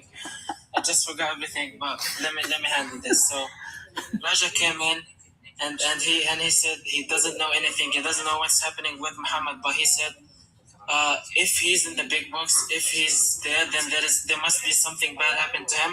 And he said whatever it is, whatever it takes, I'm with him. Heart and body, my hand is with him. I don't know where he is. I don't know where he is now. What can I do? What should I do?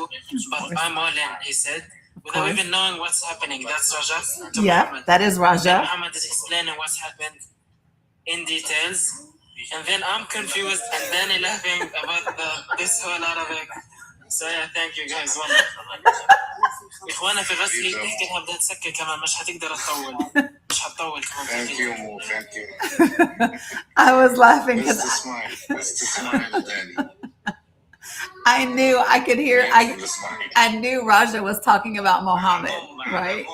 على العموم كل عام وانتم بخير يا شباب جميعا يعني انا ما عيدتش عليكم امبارح فكل عام وانتم طيبين جميعا وينعاد عليكم بالصحه والعافيه وان شاء الله بنكون يعني العيد الجاي كل واحد في منطقته وكل واحد في بلده وكل واحد بأرضه وإن شاء الله بكون يعني عيد الجاي علينا في إعمار والدنيا بتحسن أحسن من هيك إن شاء الله بإذن رب العالمين. يا رب يا رب عيد مبارك إن شاء الله علينا جميعا. Yeah. Raja was. Yeah, go ahead. Daniel. Thank you, Sister Dani. Thank you. All the gifter here, Allah bless him and protect him because they stand with us all the time, happy time, sad time, every time we can find them and they stand with us. This is meaning a lot for us, Sister. Wallahi. Thank you, Wallahi. Thank you, Zina. Yeah, I knew Raja was going to be. Go ahead. Yes, sorry to interrupt. They were saying that they thank you Allah for what's happening and they believe that good days, better days will come in and they hope that the next Eid, we have another Eid in 4 months or less. We have 2 Eids in a year. They hope that next year Eid things will be changed and he will be able to go back to an apartment. His financial statement would be better and it just would be a better Eid, he hopes. Yeah. And again, everyone's thanking you like a lot. Yeah. No need to thank me. I've said it before. I really think that we are honored to be able to help out in any way that we can. Yeah, 100%. I knew Raja because when Raja came in, he was like, I saw him in the chat talking about Mohammed OS, and I knew he was concerned. Yeah, so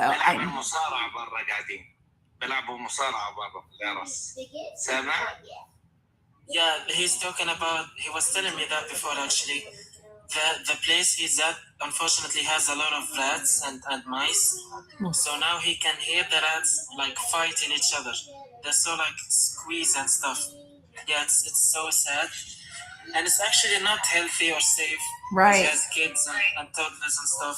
Right. Unfortunately. We had 2 yesterday, but I handled them. I don't know about him. How can he fix that? But I hope things will get better. Yeah, they need to go away. That's for sure. Yeah. Do you know? So Raja and Mohammed OS and Bilal were the first 3 that like I really met. After like DJ, they came in with DJ K and A Money, and I just I just love you guys 100%. I love you guys 100%. I just want to mention one thing. So when Muhammad said that he has some rats and stuff, what me in the comments is telling him that we have a surah in Quran, like a chapter, small one, talking about how to fix stuff. We believe it can fix these problems. Yeah. When you read it, and the way that what me told him, like the instant solution for that is just so lovely for her. Yeah. هي بتحكي انه انت ومحمد ورجا وبلال كنتوا اول 3 اشخاص تقريبا هنا هي بتتعرف عليكم من دي جي كي وإيماني، ومكانتكم عندها في القلب يعني كبيره كتير، وهي بتقدركم وبتحبكم يعني. I just told them their place in the heart and the way they came in, like the 3 first people by دي جي كي. والله بنقدرها وبنموت فيها كمان بنحبها. Yeah. They just said this. They appreciate you and they love you and you have a big space in the heart. داني انت قلبي داني. انت قلبي داني. انت قلبي محمد، انت قلبي راجا، انت قلبي مو، انت قلبي بلال. والله. Yeah. Okay. راسي على راسي. Thank you. Thank you. Yeah. Well, you guys have all been amazing. I really appreciate you all for helping us out today. I'm going to go so I can feed these guys over here. I'm going to make sure that I send the money to Mohammed so that they can get the tent in the morning and get everybody dry, get him dry, get rid of the rats, all the things. And I will see everybody tomorrow. And yeah. Love you guys. Okay. All right. إخواننا هي بتحكي إنها بدها تسكر هالقيادة وبتشوفكم بكرة.